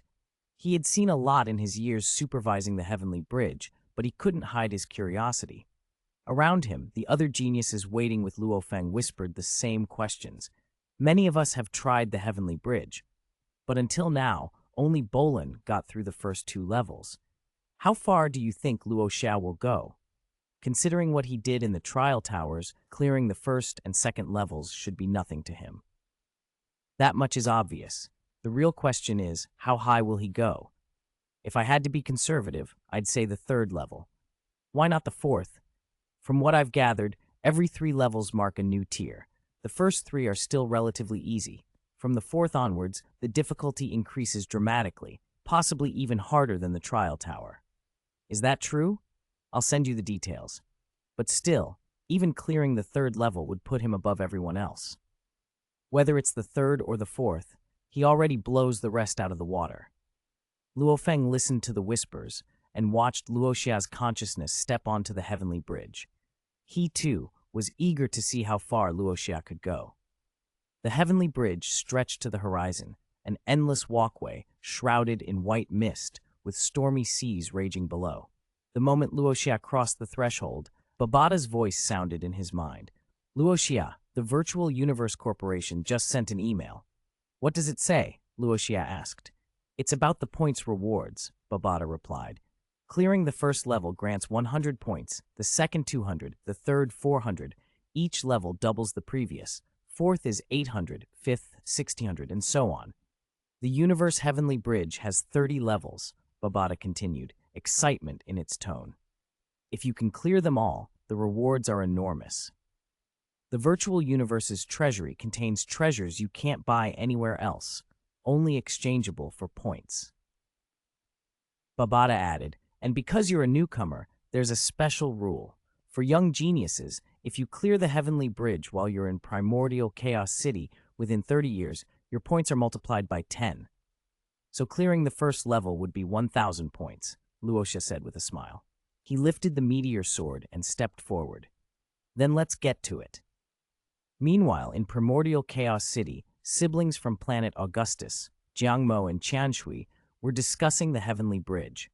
The pair had attempted it 7 days earlier, but had failed at the first level. There are several ways to become a permanent resident here, Jiangmo said. but the most prestigious is clearing the 18th level of the Heavenly Bridge. Qianshui shook her head. How could anyone clear the 18th level? Our teacher says those who do are invincible among the undying. Those kinds of people can found sects here, Zhang Mo added. If you can establish a sect in Primordial Chaos City, it means your school's achievements are extraordinary. We could cultivate here for 30 years, then go to those sects and learn from truly powerful experts. We'll only be qualified to attend lectures after clearing the 3rd level, Zhang Mo said. And the 3rd level is extremely hard. Qianshui blinked. So far, only Bolin has cleared the 1st and 2nd levels. He stopped at the 3rd. Zhang Mo stroked his chin. Speaking of which, where's Luo Xia? Didn't he go to try the Heavenly Bridge? Or did he fail the 1st level? Qianshui rolled her eyes. Brother, have you forgotten his performance in the Genius Battle? He suppressed Bolin in the finals and cleared the 7 trial towers. Do you really think he'd fail the 1st level? You're right, but why haven't we heard anything about him? Zhang Mo asked. Qianshui's communication device chirped. Brother, news just came in. What news? Zhang Mo asked. Luo Xia already cleared the 1st and 2nd levels. He's currently on the 3rd. Zhang Mo froze. It was as if they'd been talking about him, and the news had arrived at the same moment. He hadn't expected it to happen so fast. He was already on the 3rd level? The Heavenly Bridge's trials simulated opponents for combat. Challengers could choose the opponent's identity, martialist, controller, illusionist, and so on, much like customizing enemies in the virtual universe killing field. But the Heavenly Bridge's simulations were far more powerful. Many geniuses here were defeated by a single move on the 1st level. Luo Xia was the opposite. The simulated opponent on the 1st level appeared and was struck down by a single, perfectly formed sword strike, a concentrated point formed of space law and time law that killed the simulation instantly. The 2nd level fell the same way. One strike and the opponent dissipated. The 3rd level required more effort, 2 strikes. Before long, he had reached the 4th level. His comprehension was astonishing. The first image of the Universe Chaos Tablet wasn't fully grasped, but Luo Xia had understood it deeply enough. With an advanced grasp of space and time law, moving on to the 2nd, 3rd, and even 4th images became far easier. As news of his progress spread, everyone watching grew stunned. On the Heavenly Bridge plane, Ba Fen saw Luo Xia's progress and could hardly believe it. I knew Luo Xia cleared the 7 trial towers, the only one who had done that since the trial tower was established, he said quietly. But the Heavenly Bridge is far harder. Young geniuses usually can't clear the 1st level on their first visit. Besides Bolin, no one had passed the 1st level. How is Luo Xia doing this? 1 strike for the first 2 levels and only 2 strikes on the 3rd. What kind of talent is this? Far away in the highest beginning mythical region, in a luxurious hall on Demon Mountain, a man with golden hair and sapphire blue eyes lounging on a throne noticed a message from the virtual universe. His eyes brightened. Someone reached the 4th level on their first attempt? It was Skyfeather King. Curious, he sent a wisp of consciousness into the virtual universe and teleported to the Heavenly Bridge plane. Ba Fen bowed as soon as he saw him. Skyfeather King, Ba Fen greeted. Skyfeather acknowledged him, then noticed 2 others beside him, an ape-like powerhouse and a snake-tailed woman. Jianyan, Black Mist, he said, smiling. I didn't expect you here. Jianyan King and Black Mist King, both powerful figures from the 9 Universe Chaos Tablet lineage, nodded back. Skyfeather King belonged to the Universe Chaos Tablet lineage, a lineage strong in time law. Jianyan King grinned. Why come to the Heavenly Bridge? He asked. News came that a young man from our lineage is challenging the bridge, Luo Xia, Skyfeather said. Jianyan King's eyes brightened. That kid's comprehension is incredible. He apparently fully grasped the first image of your lineage and is already at the 4th level. Black Mist King murmured. He's reached a very high understanding of the cosmic origin laws. Among this batch of geniuses, no one comes close. Skyfeather beamed. Their lineage hadn't produced a standout talent in years. For one of their young to reach the 4th level on a first attempt was unheard of. Ba Fen, broadcast Luo Xia's challenge live, Skyfeather ordered. Ba Fen, whose duties included recording these challenges, immediately projected a live feed. On the screen, Luo Xia began fighting on the 4th level. He had chosen a controller as his opponent, but Luo Xia himself stepped into close-quarters combat. I thought he was a controller, Zhan Yan remarked. Why would he engage in close combat? Skyfeather watched the battle intently. He's confident in close combat. He'll win. At that moment, Luo Xia exploded into action.